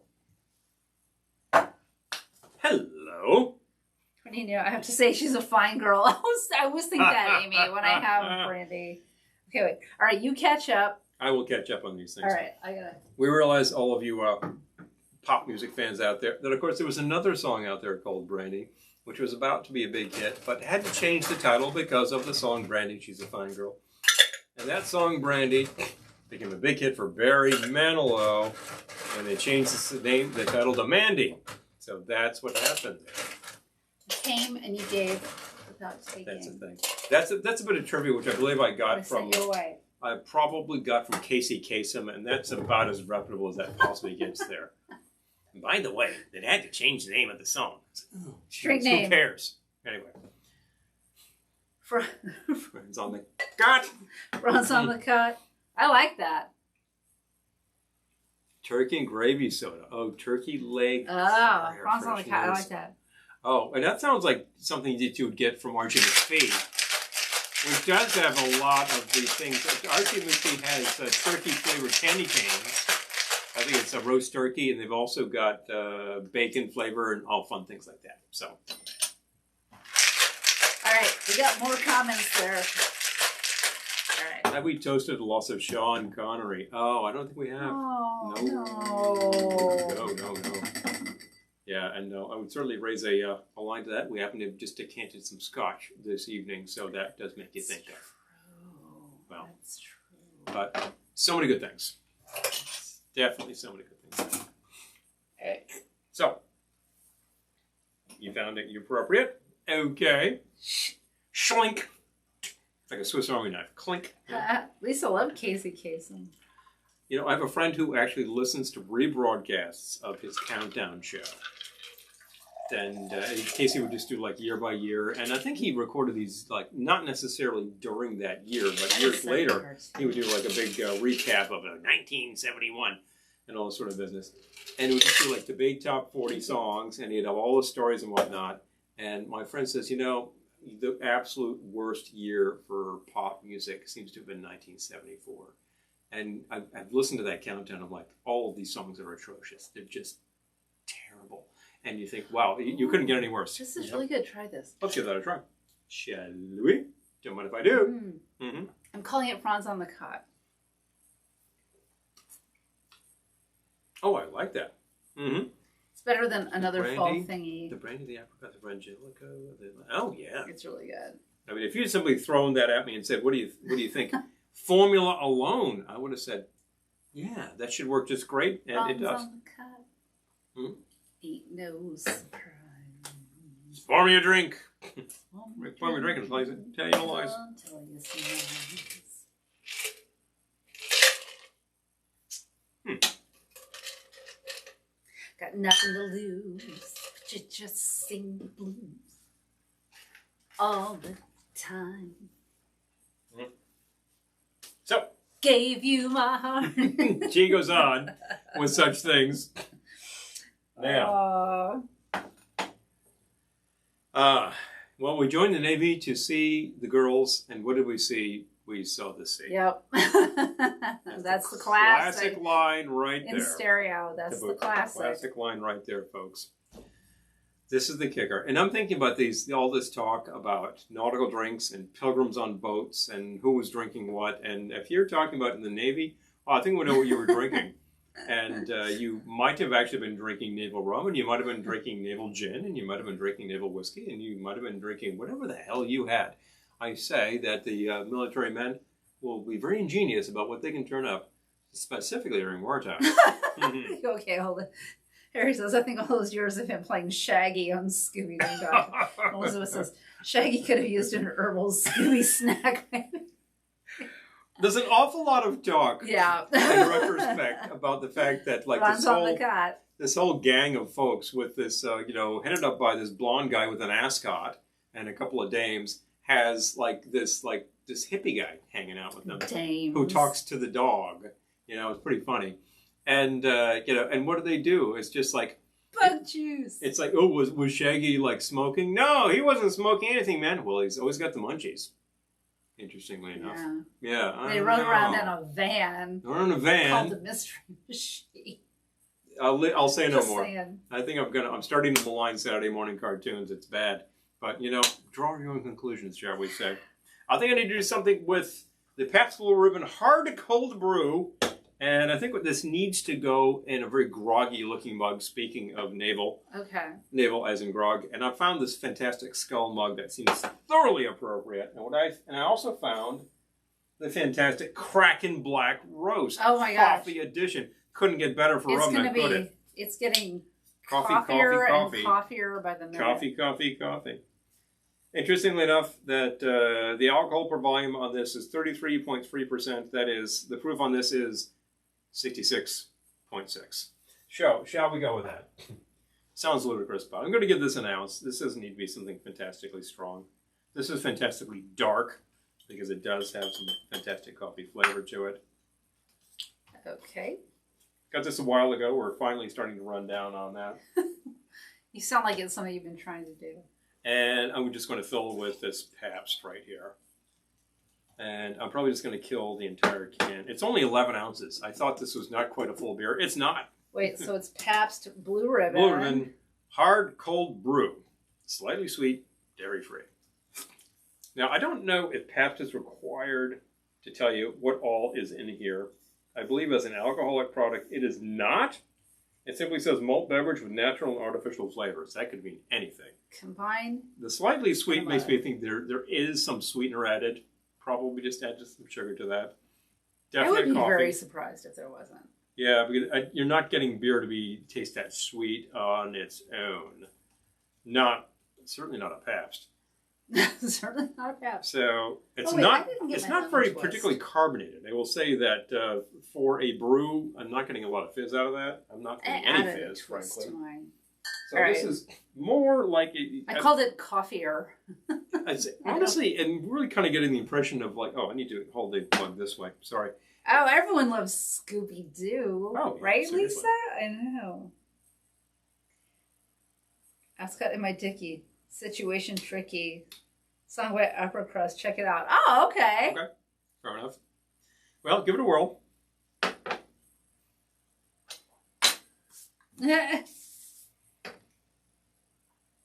Van shenanigans. Yeah, well, Van shenanigans. They did cruise around solving crimes. And in fact, they usually got their man, too, And it usually was a man. Not tasting less like a Starbucks. It's really just like one of those prepackaged things, prepackaged latte type things, fairly sweet. Very heavy coffee head to it. Better than like the usual coffee milkshake out there. Sweet beer is trouble. Still, Gettysburg, man, I agree with you. Sweet beer is trouble. So I'm thinking to myself that it's getting some coffee in here. I see the sun. As a drink goes, this could use more fizz, of which it has none. And we bought that fresh. It has not been sitting around. So I just think that Pabst has packaged a product that is basically flat. And is just designed to taste like one of those pre-packed coffee things. And honestly, at the end of the day, I think they're just riding that trend of flavored seltzers and all that sort of thing. Right? Like, flavored alcoholic seltzers is what I'm trying to say, which I finally did, which people are very popular these days. And, they're really advertised as low calorie and all that kind of thing. Well, this stuff is sweetened up, so I think you can throw that low calorie thing out the window. It is a beer product, so definitely that gets shut to hell. This drink is kind of coffee break on the day you're fired or something. The pink slip. The pink slip. I'm calling it the pink slip. There we go. Which is interesting because it is extremely dark. It's basically inky black. The pink slip. It's not bad, and I'm enjoying it. Oh, no, it's great. I would totally drink that in the morning. I'm tossing this thing back like a bushwhacker on the beach at Playa del Carmen. So I think that I want to set this aside for the moment. Amy, I think Amy's saying, is it supposed to be flat like a Guinness? Flat like a Guinness. Yeah, no. I lost your comment there for a second. And I don't know. I would personally argue that Guinness is extraordinarily fizzy because it has that heavy, creamy head on it. Now, this stuff has zero. It's totally zilch. It's like, you would crack a Pabst and pour it into a Pilsner glass. You'd get this big, a lot of foam going on. And this is nothing. So I think that they specifically made a flat drink. That's the way it came out. If anybody from Pabst is watching and wants to disagree, please drop it here. Perhaps I got an old beer. I don't know. Van shenanigans. Oh, yeah, really, seriously. That's that Van Halen cover band that's playing out in Seacon. Or the title of a Pound House letter. Oh my gosh, the comments are hilarious. Big fun, big fun, big fun. Nitrogen? Nitrogen, of course, is what gives Guinness its massive it's fizziness. It's shockingly unfizzy. It just tastes... In the pub, it's charged with nitrogen, so it actually has it gets that very, very fine carbonation, which gives you that an inch of foam at the top that's extremely dense.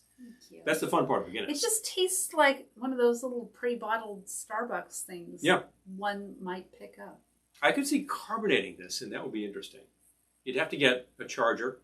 No, you know what? Seltzer bottle and the charger, and boom. It would taste like that coffee soda. Yes. The Manhattan coffee soda. That Manhattan coffee soda. Which does have a really heavy coffee hit. It's usually, I think it's called espresso coffee soda. So it does. And that dates back from, speaking of Prohibition, from the 20s. Potentially it was described at the time, or it was defined at the time as an alcohol substitute. But those are fun. I remember Manhattan Special. Manhattan Special. Yeah. Oh yeah, this has been made, I think, in the Bronx. Pure espresso coffee soda. That's what that would taste like if you carbonated it. That's a classic. They got like 3 different varieties of it these days. They have the diet. Mm-hmm. Let's see.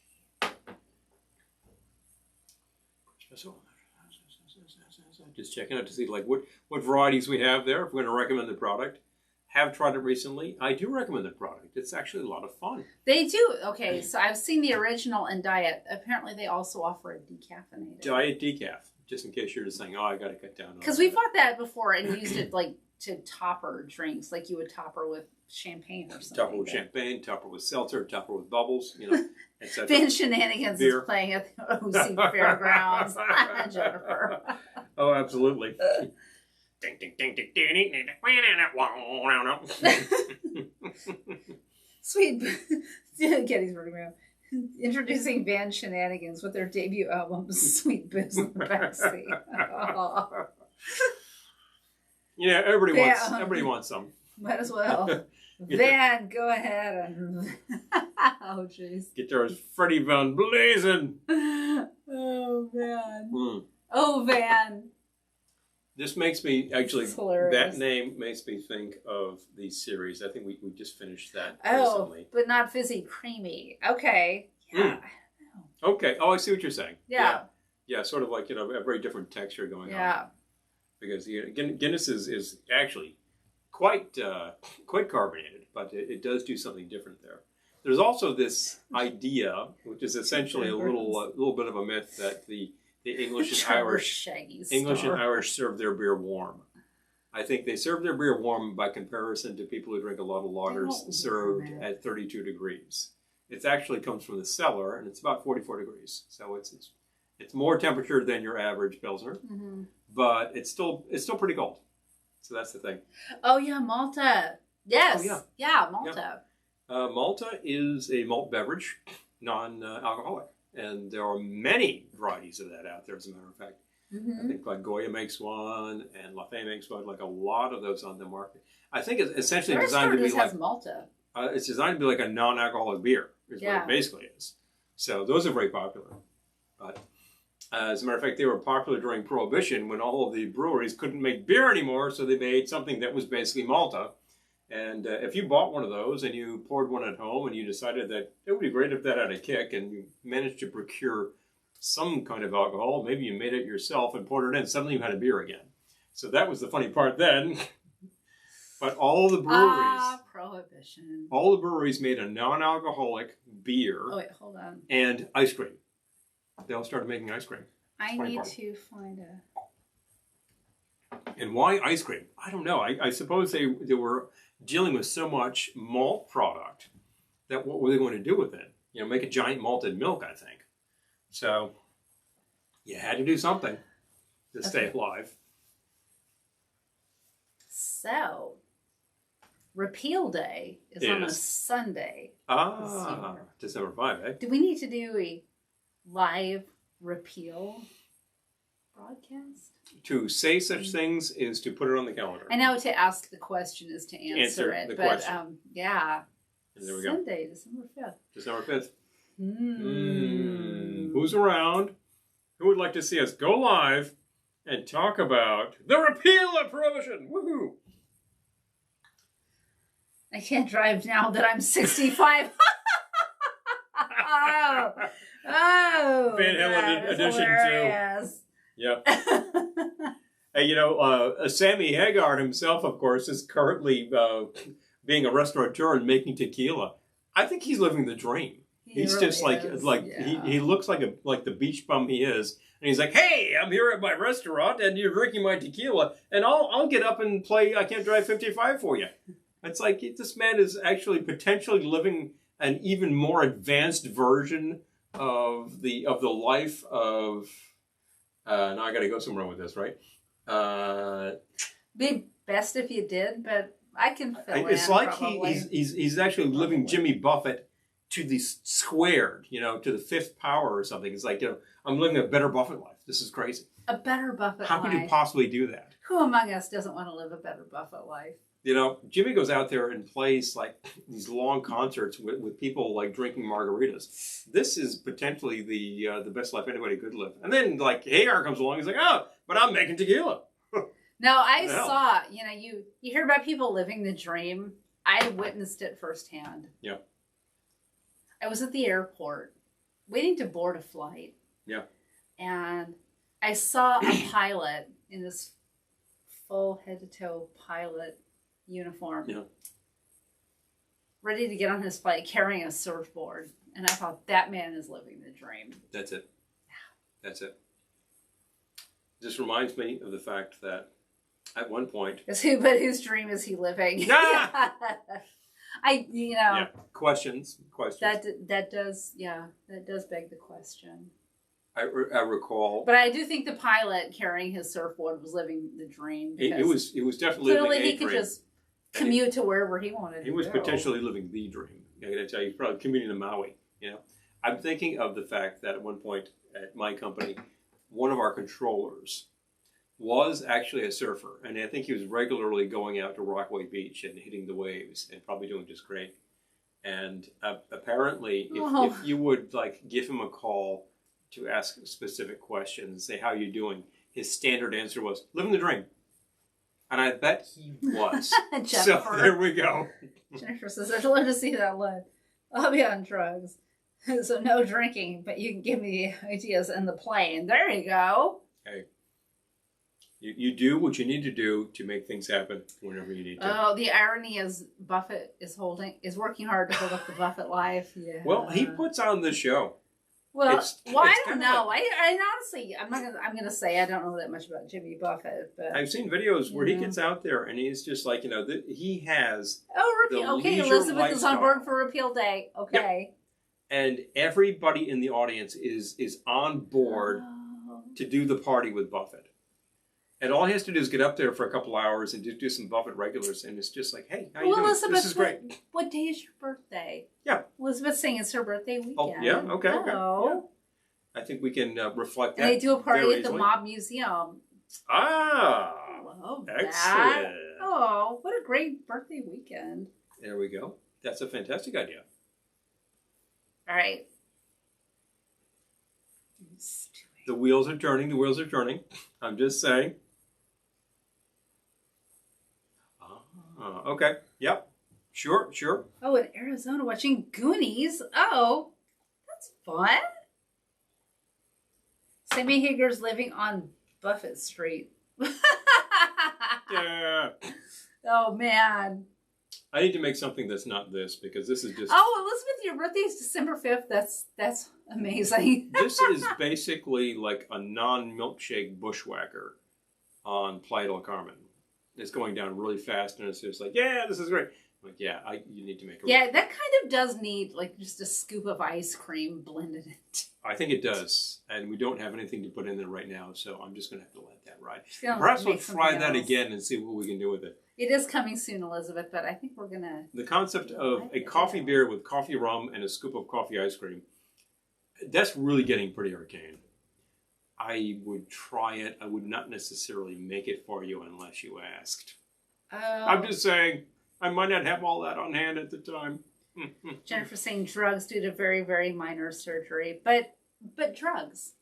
Yep, that's good. The drugs. Well, you know, if it does the job that it's supposed to drugs. Do, we're glad that you're able to get what you need at the time. So Deadhead, a Parrot Head, and a Pink Floyd concert to cover, working to a buck. Floyd Head. Floyd Head. Pigs on the Wing, just saying. Asking. What else was I thinking of doing? I had an idea for something that was not what I just made. But I wanted to try that coffee or beer because we had it. You know, it's good. It's good. It's fine. Yep. It's just... It's kind of one note. I'm getting a very one-note sweet coffee hit here. Yeah, I was like, it's one note, which is fine. In the meantime, you've got this thing, which has like 4 or 5 notes going on. Oh, that's really good. Yeah, and the Yeah, first I thing I made, the know. bee's knees I made was really good, so I want to try something else. There's a root beer whiskey out there Oh. that works well, and I've seen that, and we haven't tried it, Aaron. There's a root beer whiskey out there that works well in milkshakes. I have not tried that, but I have seen it in the stores. The other thing I can note is that there's another bitters on the market that Fee Brothers makes that they call cardamom bitters, We have that. and they say Boker's style. And I think they also tried a Boker's formula. This tastes different than this bottle out of here, made by The Bitter Truth. In fact, you take a sniff of their Boker style bitters and you're like, sassafras. Is it time for a taste test? We could actually do that, yeah. Yeah, not a problem. You just you smell that and you're like, it got this real root beer hit to it, which is kind of crazy. If you taste it, it doesn't taste like root beer. It tastes like, wow, like a very bitter formula, which is what it is. It's concentrated herbs and roots. How am I going to do this where you can't tell what you're tasting? 2 shot glasses. All right. Okay. Tiny bit of each. Yes. Okay. Glasses off. Let's find out. There we go. Blind taste test. We love these No things, folks. cheating. I'm not going to cheat. Why cheat? That's like somebody cheating saying, oh, I've been inoculated. Yeah, why? I mean, what the hell do you gain by that?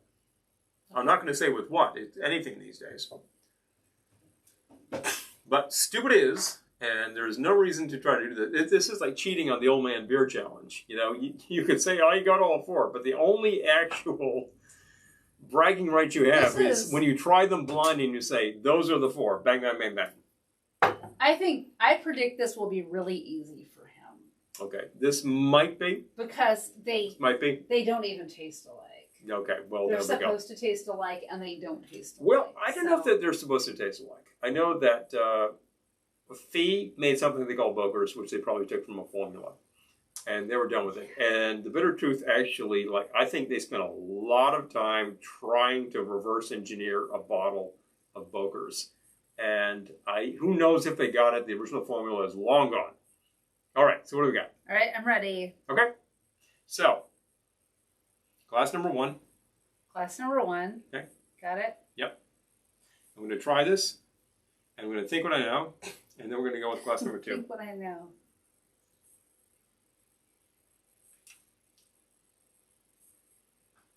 Okay.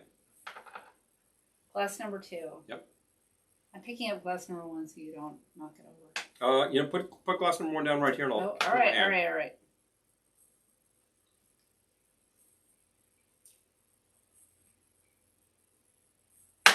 Fee, Bitter Truth. Yes. Yeah. Because they don't even taste alike. Because look, that one just smells like straight up root.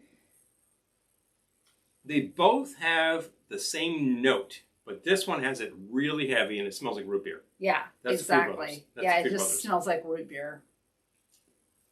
Doesn't taste like root beer. It tastes more like Moxie, which actually does taste an awful lot like bitters in a soda. Look at it. Hold on. There's a really, really heavy hit of something else going on in there. Trucking for a pina colada. Wish you were here. Which reminds me of Fernet. So I don't know what's in there. They're not telling, and you're going to have to put this stuff through the chemistry lab to figure it out. Eric says, "Oh, that's bad. I got Elizabeth's joke only after I wrongfully associated pina colada with River Homes and Palmhead Central." Oh, fun stuff. I know. Oh, Long Island iced coffee. Oh, Long Island iced coffee. Interesting. Okay. Mm-hmm. Interesting idea. The other thing I was thinking of with all this talk about Thanksgiving. Remember when they cheated on the test of the emergency broadcast system?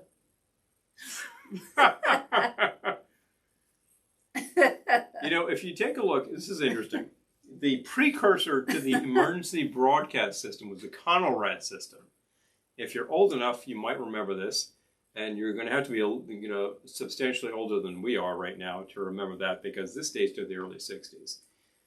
From about 1954 to about 1964, the defense system in the United States came up with the idea of controlling radio stations during a potential attack, because there was the whole idea that when the Luftwaffe was bombing London in the 40s, they were actually homing in on radio stations broadcasting. And the English realized this pretty quickly and stopped broadcasting. Right. So, because you could actually find a radio beacon and be like, bam, and there you go, and you're bombing London. So there was the idea that if there was a potential attack, you had to turn off all broadcasting. So the actual system was called CONELRAD, Control of Electronic Radiation. If Doug is watching, he's all about this. And if you want to see evidence of this system in action, take a look at a radio made around 1959. We happen to have one right over there. Oh, we have a bunch. And on the AM dial at 640 and 1240, you see these two little dots. And that are your civil defense dots. If anything happened, you would tune to those dots, and the station would tell you what to do. We have a number of radios around this house which have CONELRAD dots, including the Fisher 800, which actually has them right there on the AM dial. And it's pretty hilarious. It's amazing you can date the radio that way. So that made me think of that, CONELRAD, which makes me think of the Twilight Zone, which has a couple episodes dealing with such things. Oh, Elizabeth, I haven't seen the Parrot Head It's Always Sunny episode, but that show's hilarious. Okay, wait. Eric is saying, I was thinking about the area when someone hacked the system falsely reporting the zombie apocalypse. Oh, Lisa's saying make a grasshopper. Could we even do that? I don't know. We would need green creme de menthe, and I think that our bottle of that was so old that it went out. Well, we can for Christmas. We would need clear creme de cacao, and I'm not sure we have that either.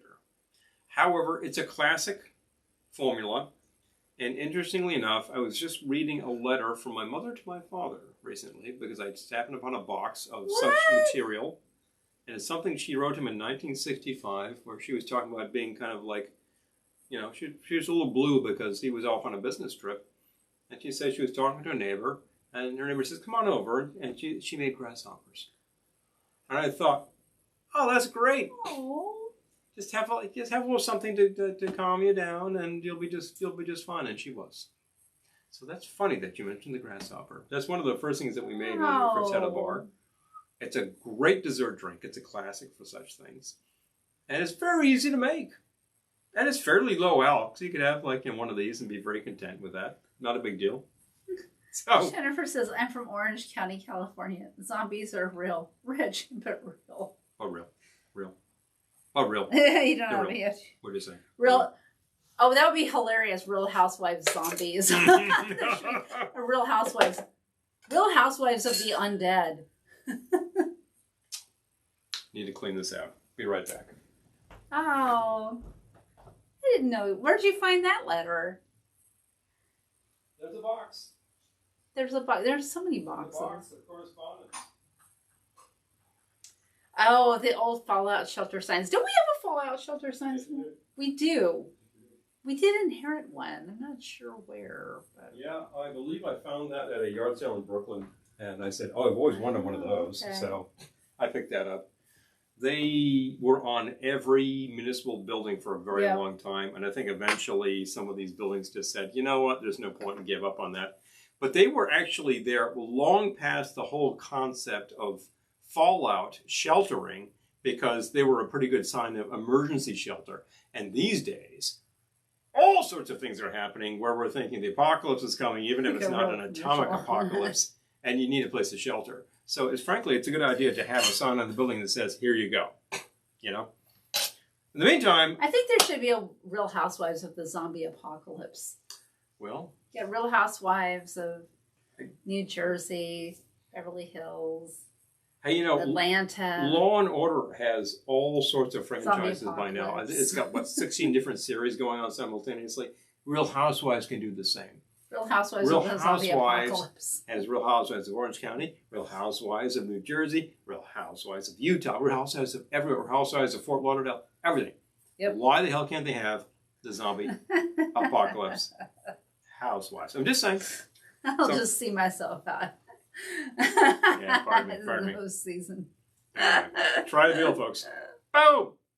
So I thought of other things involving our forefathers in New England. Right. And I said, do we have any cocktails which actually reflect who the hell helped these people eat? Those were your natives. Now, I think at the time, which tribe did they encounter around Plymouth? I kind of forget. If Ken is still watching, he should be able to fill me in on that one. Algonquin? Perhaps the Algonquins. Oh, no. Now, there is an Algonquin hotel, which we happen to adore, which is fantastic. It's in New York City, and on closed. 44th Street. Currently closed. Totally closed because of... Anyway. This is where all of the crowd who produced the New Yorker magazine originally used to sit around and booze and gripe. And they had a famous circular table that they talked about. If you are able, at which point it opens again, to sit there and drink in these surroundings, you are drinking in literary history, of course. We just happened to resubscribe to the New Yorker recently. I got to say, that's a good thing to do. And we enjoy a lot of the writing of many of these people. And they happen to name themselves after this particular tribe. Well, there is a cocktail called the Algonquin. It's a fantastic rye cocktail. I would make it, but we're all out of pineapple juice. So instead... I started to type Algonquin, and then I just untyped Algonquin, because I don't know what he's about to say. We'll make something called the Narragansett. How about that? Well, there we go. Right back to Little Rhodey. This is very close. It also reminds us of Gansett the beer. So there you go, pal Pally. So we need an old-fashioned glass, and we need some bourbon. And it calls for a sweet vermouth and a lemon twist. Are we out of lemon twists? We're out of lemon twists. Maybe I'll fake it. We're fresh. Oh, here, you can use mine. I could use yours. Anyway, we could do this fresh out of lemon twists. That's it. You don't really need to use an old-fashioned glass on this. You could use a cocktail glass. You can do whatever you want. I'll use a cocktail glass. Do you? We need the following. Hey, cocktail glass. Oh, wait. This size. Hold on, I gotta catch up. Real Housewives of the Devil. Bombed in the shelter. Yeah, exactly. Bombed in the shelter. The classic. Yep. Or it says, on the sweet tip, Michael made so much fun of me for buying Tootsie Rolls for Halloween this year. Old person candies, he said. Well, he was wrong. They were a hit. And I just enjoyed a mellow cocoa taffy hit. Oh. Do you want a mellow cocoa taffy hit in your cocktail? You know what I've been enjoying this year? Milk Duds. Oh, yeah. She's been going crazy with I've Milk been Duds. I got the candy for the kids and pulled out all the Milk Duds. The Milk Duds, which probably date from 1910 or something. I don't know who originally made them. Are really just, they're caramel with the milk chocolate. Oh, Aaron is saying, you know where their first distillery in the United States was located? Probably Pennsylvania. Somewhere in the Northeast? Well, no. Before there was Pennsylvania, there was Lower Manhattan. New Amsterdam is a pretty good potential for the first distillery. They were distilling there around 1630, maybe earlier. Yeah. And I'm trying to think of where else you might have had. I don't think they were distilling in Virginia. That was a tough colony to maintain for a while. They had some hostile locals. The hostile locals were actually well placed. They were not about to have friendly relations with the Europeans. That's just history, folks. But New England sour or New England iced tea. Mm-hmm. Jennifer saying, it depends on which propaganda you were fed in elementary school. Or I'm sure whoever it actually was you'll honor them admirably. We'll try. Oh, Wampanoag and okay. Yeah, that sounds very much along the lines. We hear these tales of these religious separatists actually sailing from England and landing where they were originally attempting to land in Virginia, but they didn't get that Lisa far. loves Smoke Desert. Oh yeah. Aaron sings Staten Island. I did not know Staten Island. Okay. Staten Island. I did not know that. I could believe it because, of course, we had the folks who were settling there were the Dutch, and they were like very aggressively expanding first into the East Indies, and then into the West Indies, and of course then they decided to establish a colony at the tip of Manhattan Island, and that's where I worked for 20 years. And it was actually really cool to work in New Amsterdam because I'm with you. It's a very insular little part of the island. It's very small, you can walk this into that end very easily. Nora says, I loathe the idea of a chocolate martini, but there's a place for a Tootsie Roll on a toothpick somewhere. Yes! Let's just put it this way. A glass this shape does not have to be called martini unless it contains gin vermouth. Exactly. If it contains chocolate milk and vodka, it's just a chocolate cocktail. Chocolate? No, it's just whatever. a milkshake. Call it whatever the hell you want. But a chocotini, it is not. I will tell you one thing, There's though. no such thing as a If you chocolate do make martini. if you do make something with very high quality chocolate liqueur and you want to punch it up, there happens to be Angostura cocoa bitters currently available probably at your grocery store, which are very good. There's no such thing as a chocolate martini, but you could have a the third Angostura chocolate flavor. cocktail. It really is. It's a little less bitter than some chocolate bitters I've had. It's more cocoa flavor. Oh, Milk Recommend Duds. I got a lot of votes for Milk Duds. Oh man, yeah. I like them. They're just caramel Was and that chocolate. an unintended double entendre you just said, Paul? I don't know what I said. So there we go. Let's make the Narragansett, shall we? Well, Elizabeth says my dentist loves Milk Duds too. I have an appointment on Tuesday. Your dentist who understands that milk duds are designed to pull your fillings out of your teeth. Jeez, dude. Yeah, well, our dentist Loves the actually says business the arrow same. saying he loves the business and Milk Duds bring exactly. Yeah, exactly.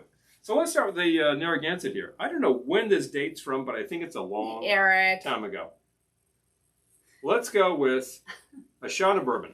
Okay, wait. Pretty good place. What are we doing? Pretty good place.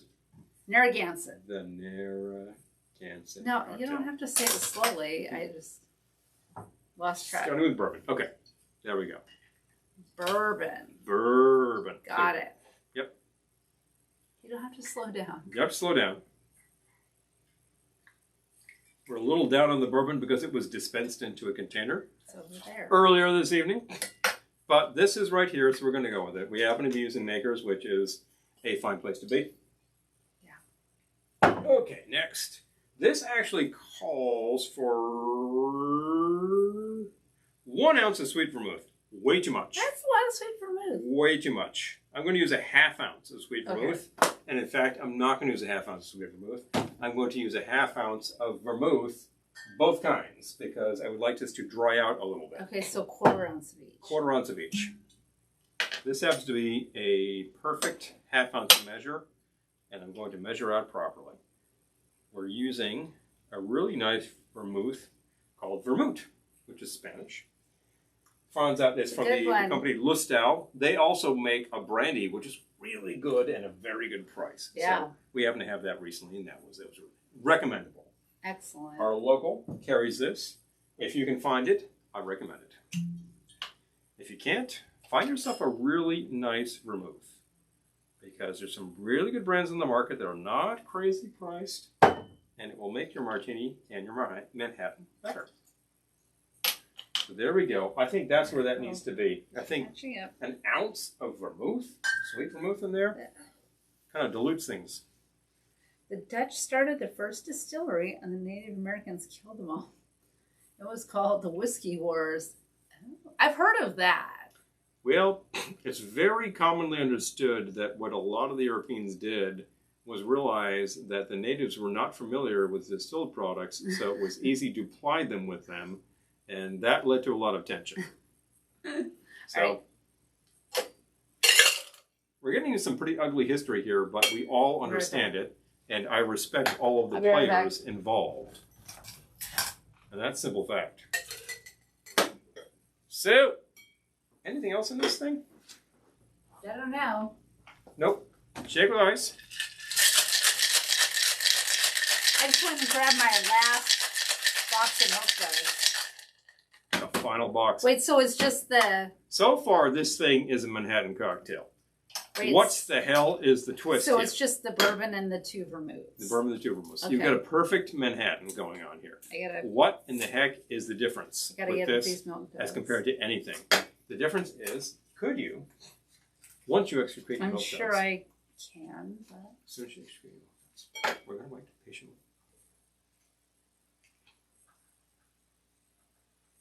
Savor. I'll have a little bit of this sweet business over here. I'm savoring. It's really good. You know, you would drink that thing right down. You need something? It's just a little fast. I'm looking for the Pernod in the tiny little bottle. Because the kicker with this one is that you need to do the following. Thank you. You need to Put a couple dashes inside your cocktail glass. And then you need to swirl it around to coat the glass.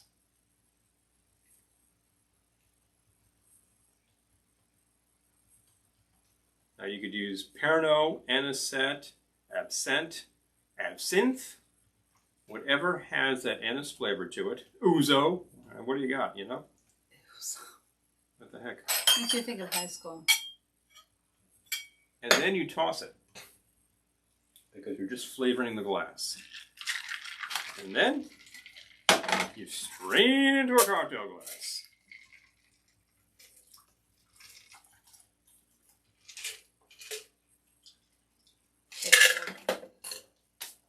And the pièce de résistance is you grab a lemon twist and apply. So all this is a Manhattan with a bit of the anise flavor and the lemon twist. Does that sound like sort of a sham to you? It's like you did that little to a cocktail and you called it a different name? That's the nature of cocktails, folks. I won't say that we don't do that all the time, although we tend to actually vary them up a little bit more. So there we go. We try harder. We try harder. Why in the world is that a Narragansett specifically? I don't have the first clue. I don't have the first clue. But you'll try that, and I think you'll enjoy it. I think so. Yeah, I like that. Yeah. Well, you like a Manhattan. I do. And you like a dry Manhattan. Two at the most. Two at the most. Three? I don't remember. Oh. Yeah, seriously. Oh, twisted. You know, that's an excellent idea. And you say, yeah, when I was growing up, my family used to sip sweet vermouth with a twist of lemon. Oh. It counters the sweetness on the vermouth. I mean, the vermouth is just a fortified wine. It's actually been sweetened up, and a lot of herbs have been added, which makes it a type of bitter, really. Ultimately, it's in the Amaro family, the Amari family, actually.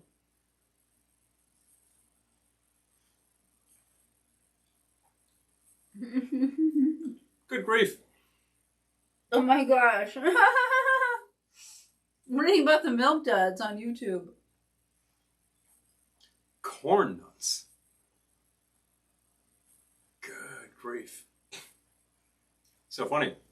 Oh my gosh, I love your comments about the milk duds. Yeah, yeah, seriously. As I chew. Chew if you milk duds, sure. Yeah, that's it. But I don't know who came up with the Narragansett. I'm betting that this is probably either an immediately pro... Not the Narragansetts, is what you're thinking? The tribe Narragansetts did not do this. No. No. Although, if there's currently a casino run by the Narragansetts, they might have actually realized that, yeah, well, there's a Narragansett cocktail, and they're like, put it on the menu, boom, done. Sure. Because that's business. And, you know, many do this, and they're profiting from that. And I think, well, that's a little bit of payback from years of abuse. Yep. Yep, wrong. But I'm thinking that this probably dates from around the same era as the Algonquin cocktail, which probably dates from about the teens or 20s. If it was from the 20s, then we know that it was a slightly below the belt cocktail because you weren't supposed to do that at the time. But in Manhattan, New York, everything went. So, but I like that a lot. The Manhattan with a twist is a pretty obvious variation, but then with the whole anisette rinse is a little different. Elizabeth says, in high school, there was always someone trying to sneak corn nuts in class. Oh, well, that's actually... Smell and crunch is now. Milk duds would have been way better. Corn nuts are really noisy. Yeah. That's the thing. Eric says, it sounds like a drink made under the Microsoft business model. Two little different things to a known thing. And so on this major upgrade. Can nobody say Windows 15? You know, the way you go. Whatever hilarious. You want to call it. That's hilarious. We get regular updates at work which don't look like anything happened. And then when you get an update where suddenly your word processing program, all of the functions that you knew are placed somewhere else, it's just to throw you, you know. And all of the secretaries at work just curse at this sort of thing. They're right. Why are you moving something that I've done for 10 years? Stupid. Errol says, if you're eating corn nuts, you should give at least one to everyone so they can become those blind and mildly obnoxious smell. Exactly. You know what's a better nut out there? Corn nuts is better than two guys doing a line of Coke in freshman English class. Oh, Jennifer. NHHS. Good grief. Never saw that in my freshman English class. It was like a John Hughes film. I guess I was attending a different Orange County. Actually, I wasn't attending Orange County. It was like a John Hughes film. But, yeah, hello.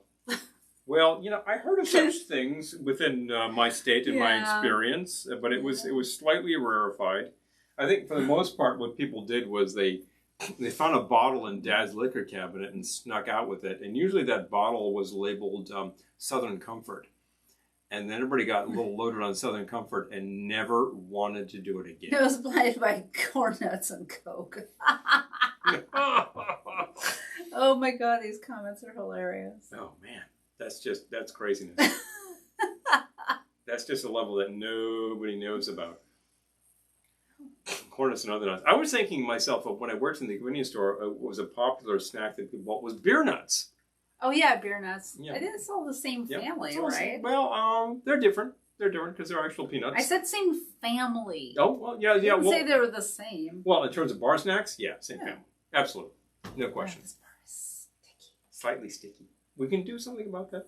The beer nuts, of course, always sounded like they were brewed in beer or something. Nah, they're just sweet and salty. It was just Spanish peanuts that were like covered with like some sort of sweet stuff with some salt added. At the end of the day, they're really good with beer. I got to say, they work very well. I remember at one day, just trying to try them. I'm like, hey, these are kind of nice. So I was thinking of beer nuts. Beer nuts or corn nuts? Beer nuts. Because frankly, the sweet and salty was reminding me an awful lot of kettle corn. Mm-hmm. Which I think was really the idea. Oh, thank you. You want to help, get rid of some of the stick there. Oh, yeah. We've been handling these liqueurs. I've been handling the bottle of Kraken Black Roast. Had that can of the coffee beer. Everything is sweet and sticky back here. Sweet and sticky. Sweet and sticky. We're just trying to make a few drinks. I know that a lot of drinks out there are designed to be sweet and sticky and keep people happy, and I think we try to make them a little more balanced. This thing is actually designed like a Manhattan cocktail with a couple of flavor notes. Bang. That thing there was an awesome sour. That's really, really good. What was the name of that again? Let's find out. The pink slip. No, that was yours. Yep. Franz on the Cut. Franz on the Cut. That's right, the Franz on the Cut. Franz on the Cut. That's... Ain't no surprise. No surprise. Yeah. That's the kind of sour I like to see. Quite definitely. If we're going to hang out, I need to go clean out my contacts because I think some of the stickum got my contacts. Oh, no good. Well, you might want to do that anyway. So, all right. I'll hold down the fort. Hold down the fort. I'll clean the bar top and hold down the fort with everybody who is still kicking around. Southern SoCo at the cause of Southern hospitality. I don't know what it is. So many people hate SoCo. And I got to think that you had an early experience with it that was very negative. And if it was sneaking that bottle out of Mom's liquor cabinet and then enjoying it with your buddies, then you didn't have a very good morning after. So that was the end of SoCo for you. In the meantime, we have such luminaries as Janis Joplin, who apparently drank so much of this stuff that the Southern Comfort Company bought her a fur coat. So I'm not so sure what sort of a measure that is. That just sounds like, a little rock and roll lifestyle at the expense of health. And we know how she ended up, which was not positive for her. However, at the time that she was doing it, she was rocking out. So what can I say? I happen to like this stuff. I think that it's not exactly an acquired taste. It's a very easily acquired taste. It's a pre-mixed old-fashioned cocktail in a glass. It's got some sort of peachy flavor to it, which is the deal. It's a little too sweet. You want to add some bitters to it, and you want to like throw that in a glass with a lot of ice to make that happen, but definitely. And you don't want to be doing shots of the stuff. That's a really bad idea. But as an ingredient in a drink, it's quite all right. Better? Well, all right then. Yes. So. I can see clearly now. Blue and Gold Southern Comfort promo glass. As I infamously discovered, I really don't like Southern Comfort. SoCo sold a ton of those in the 60s because we have evidence from all of those guidebooks that say New York World's Fair. And for like something like $3.75, you can get a set of 6 of those things. And they're really cool looking. They have like, they're nicely painted, probably with materials that are currently banned by the Geneva Convention. But you could have Appleton's 8 in there. That's a pretty good place to go with that. Yeah, I would say that. Oh yeah, friends. And Elizabeth is currently hearing friends on the cot. Boom, boom, boom, boom, boom, boom. Oh, that goes through my head like nothing else. I gotta tell you. Southern Comfort. Oh, I'm just saying. I don't know why SoCo is the gateway with these things. Because it's so sweet. Many people It's at so that sweet. age are like, you know, you're like 15 years old and somebody grabs a bottle from there, hey, we're going to get loaded, you know, and you try this. This is all a little legitimate. Are you 15 watching this show right now? You're not supposed to be drinking, son. Wrong. But when you were that age and you tried it, and like you tried this stuff and it was really sweet and it went down easily and it was a bad evening. Yep. So that's what kills it for people with SoCo. I never did that. So I'm thinking like SoCo is just an ingredient. It's kind of okay. It's kind of fun. Has the ring on him because you can see clearly. I feel like I can see clearly that the ring is gone. You can see better because you don't have the schmutz on your lens. Because I could see Bupkis before, so yeah, well, I can see.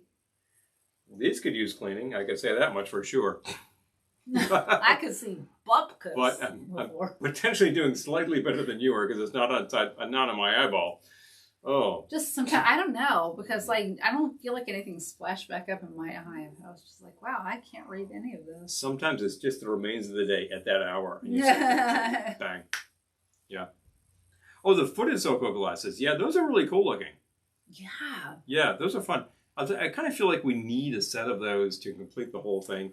But we have so much branded glassware, including, speaking of the Narragansett cocktail. Like, oh, by the way. We got a 6-pack of these guys here. Gansett Lagavulin glasses. These are awesome. Great. Our buddies Paula and Bernie actually said, hey, you know, you want to check these out at the Ohana event. So we checked them out and we said, yep, coming home with us. It's a really heavy paint job on here. So I think it will stand a lot of washing, which is great. We have definitely put an actual Narragansett in there. And it was good. They're also pretty heavy glass. That will stand a little handling, which is nice. They're really good. I can try to see if I know who made these. Oh, it's Libby. Oh, footed SoCo glasses. Yeah. Mother's Day gift this year from the hubby. Love that. Fun stuff. That's a great Mother's Day gift. It's a good Mother's Day gift. Aw. No, it's fun stuff. SoCo, I went on a real kick in that period to promote its product, and I think they did very well. And all of their guidebooks are really hilarious because they talk about, you know, you can make a regular Manhattan with bourbon, or you can make an improved Manhattan with SoCo.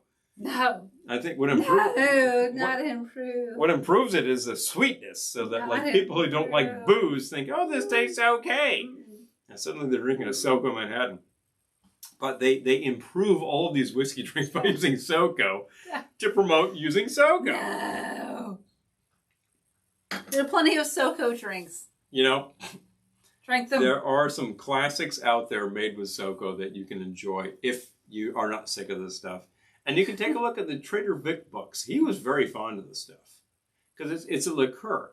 So he was like, I'm going to use whatever's available to me. He liked that. He liked Pisco. Pisco was completely unknown in this country, probably until the 50s. It was just like, so what the hell is this? It's like Peruvian and Chilean brandy is what it is. It's like beer. It's like beer, yeah. But that's a very specific product from a very specific corner of South America that has a long, long history. Brandy making, like who actually colonized the area? There you go. Speaking of That's beer, Hmm? didn't we have a cider to try? We have a cider we could try, and we also happen to have a Scotch ale in there if you want to crack that. What do you think? Cider, Scotch ale, Scotch Cider? ale, Scotch ale. The cider is not cold. Which cider are you thinking of? Wait, what do you have? I put one in that fridge, but we didn't coordinate, obviously. Oh, Lost Tropic. The Hop Mimosa Cider. Citrusy and juicy. Comes to you from, if I can figure this out. It says graft around the top. Ah. What does that mean? Well, I know what graft means, but why does it say it around the top of this cider? I'm going to reckon that's the cidery that made this item here. But I'm trying to Why actually... would you name your company Graft? Well, it's provocative. Let's see. Oh, the old paint glasses were awesome. Let's see. Oh, the rattlesnake was SoCo. Yeah. Rattlesnake. Oh. I can see that. Graft Cider, Newburgh, New York. That's why this is Graft. But why would you name your company Graft? Just having some fun. I've named my company Theft. Maybe they're thinking of the history of the place. I mean, if you were talking, if you were based in, say, New Orleans, and you want to name your company Graft, no one would bat an eyelash. They'd say, oh yeah, that's just par for the course. Ow. Maybe we'll do the Scotch ale instead. I'll be right back. No. Oh, no, don't. If you do, you should do it on video so we can all see it. Oh, it didn't explode. Okay. Oh, it sort of did, but... I thought if it's going to be a big, ugly mess, do it on live video. What the heck? Didn't implode. However, my toe does hurt. That's what I get. That's what you get. You drop a can on your toe, and that's going to hurt. So we get the Graft Hard Cider, and we have a couple of glasses here, and we can check that out. Bought these recently up in Newburgh. There you go. Look at that. This is a flavored cider. There you go. And it is saying that it is flavored with hop and mimosa. Citrusy and juicy. It is, but it's quite dry. Oh, that's good. Mm-hmm. I like that. Mm-hmm. Yeah. So you're going to add flavors to things. Veer dry, because people could always sweeten it up. So hold it up again so we can see. I'll see what it is. But definitely. Lost Tropic Hop and Mimosa. I don't know how many different varieties that Graft. You said Newburgh, New York. Again. Yep. Newburgh. Interesting. We keep coming back to Newburgh. I don't know why. Because the distilleries are popping up around here like crazy. They're happening. And we don't have to go to Newburgh. We can go 20 minutes the other direction and find 3 distilleries. Yeah. Yeah, I do. Yeah, that really hurts. Yeah, Elizabeth. Oh. All right. Well, let's get you off your foot. Yeah. Bang. All right. Now, the rattlesnake is something that I actually frequently ask for at a bar because I'm wondering if they could make such a thing. And the bartender's like, oh, what's in that? What's in that? Kind of thing. And it's like, yeah, that's cider and stout. Not like some crazy kind of thing. Now, if you want to use stout and, say, bubbly, stout and Prosecco, you've got a black velvet. Any reputable bar across the entire 50 here should be able to make these for you. And if they don't, just tell them all it is half and half cider and stout. Or all you do. Prosecco and stout. And they all have the ingredients. They can make it. So, there you go. I happen to like both of those a lot. All right. It just cuts this down. Let's get you off that toe. Yeah. Well, we need to do something with this guy, don't we? Drink it? Yeah. Do we need to make a thing with it? No. Oh. No. Well, cider. I mean, it would make a lovely drink, but I feel like you need to sit down. Cider and rye is a classic. All right. I happen to have a very classic sort of lowball glass here. Well, you can give me a little too, but Yep. I won't stand on ceremony.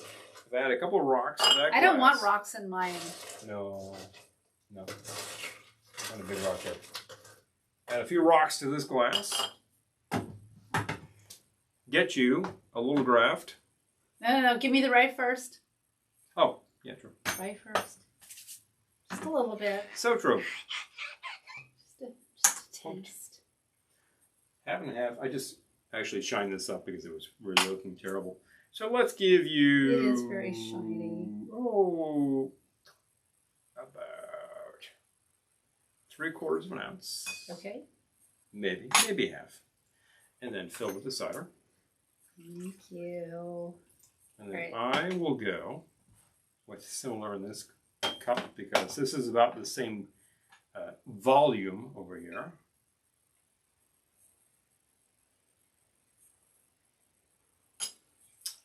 Go. Hope you can work out tomorrow. Who? On that injured toe. We'll be fine. Okay, good. I'm actually going to add some Angostura bitters. Okay. So good. Maybe give me some bitters too, please. Sure. Oh my gosh, a whole cubicle fell on Eric's big toe. That's terrible. Oh, sympathy. Yeah. Oh, that hurts. Yikes. Gotta tell you, folks. Fell with the cider. And what do you have here? Back in the day, you would have what's called a stone fence. Right. Now that's pretty colonial too. Now that's colonial. Because what people drank most in that period of time... Sounds like an advertising slogan. Now that's colonial. That's colonial. More than anything else was probably hard cider. That's what you did with apples. You made hard cider. Mm-hmm. Now sometimes it was pretty low gravity and sometimes it was probably not so low gravity. And if you decided to distill it, you got Applejack. And that was the basis of the state of New Jersey for a long time. I think I will And it's add coming this back. to our list. Stone Fence is a classic, and I thought, if we have a cider in there, I'd like to make that. But this isn't a stone fence, is it? Or Yes, is it? yes, it is. Well, we've done that before. Shot of rye and cider, that's the Stone Fence. I add bitters because, hey, why not? As a matter of fact, I happen to have a little bit of lemon peel. I'll throw that in. All right, well, I'll add it because... Ping! I'll add it in the interest of... Verisimilitude. verisimilitude. All right. I think it's time to log off. Well, Don't you? It's about that. We've actually enjoyed We've been live for over 2 hours. your company for over 2 hours. Yeah. We are thankful for whoever has decided to be with us that entire time. We've had a lot of fun. Oh, excellent. Yeah. Oh, at least reminded me to have the SoCo measuring glass. Yeah. Oh, and she has one on the way. Oh, Errol, I love that. Snake bite, that's what it's called. Yes. Absolutely. Yep. I'm totally forgetting myself here, but yes, that's called a snake bite. Rattlesnake, I don't know. That's something else. Well, snake bite is good. Black velvet is good. Happy birthday. Stone fence is good. Oh. I love it. L'amour. Everyone's scoring for their Please. sweeties. Yes. These days, it should be possible to find that particular thing unless it is really, really obscure. But if it's not that crazy, you should be able to find it. And if you find it for your honey, well, Aww. sometimes it's just that little thing that makes a collection. Sometimes someone just needs a little lift. I know. And if you can provide that little lift. You need a little lift today. I did. I impulse purchased a turkey. Maybe I I impulse impulse purchased a ceramic turkey. And here it is, and I believe it's flashing green, so it's kind of fun. I impulse purchased a light up ceramic turkey after I had been on the hunt for 3 hours. You can sell these for about 15 days in November, and then they're off the market. So it's awesome. That they're out there. Eric, you too. Sleep well and stay Please. warm, of course. Yes. All right, I'll take my phone, please. Here we go. Folks, it's been you. fantastic. It's so Yes. awesome to see you here on Yes. our first of the holiday broadcasts featuring the turkeys. We will try to come up with some other fun type things. There's some things we did not do today, which I consider classics, which you would enjoy. So let's make that happen next week. But definitely, on December 5th, we would love to see you here for Repeal Day. Oh, yeah. And maybe we'll repeal with force. Maybe a little birthday celebration. And maybe a little birthday celebration because we got some birthday girls happening. And maybe we'll actually like reflect and respect the whole Prohibition period, which produced so many terrible, terrible drinks. Oh, but some of them were actually pretty good. We can find, I think the bee's knees. So many terrible drinks. So many terrible drinks. But some of them were pretty Some of good. them pretty good. The bee's knees was one of the good ones, and I made that, and I enjoyed that a lot, and a lot of you actually chimed in that you loved it, so there we go. Sometimes somebody nailed it by making a good cocktail. Oh my gosh. We appreciate you guys so much. So thank you for being here. You know, what we do is go live on a Wednesday. Who shows up, shows up. If nobody shows if you're up, not here, I guess I'm talking to the wall. it's a short video. So if you show up, thank you so much, because that's why we're doing it. Without you, it is a short video. And the conversation continues because you keep it going. Fun things happen talking about drinks. Oh my gosh. Good night, everyone. We've got Nora, Lisa. No, we love you guys too so much. So Please. have a wonderful night and a wonderful weekend. And as We'll definitely always, see you next Wednesday, possibly before that. We're still kind of catching up from some craziness, but the craziness continues. absolutely next Wednesday, if not before. And if it continues with you, I say perseverance because, well, it'll probably get better. I hope so. But should stitch that on a pillow. yeah, it'll probably get better. But folks, as always, we will see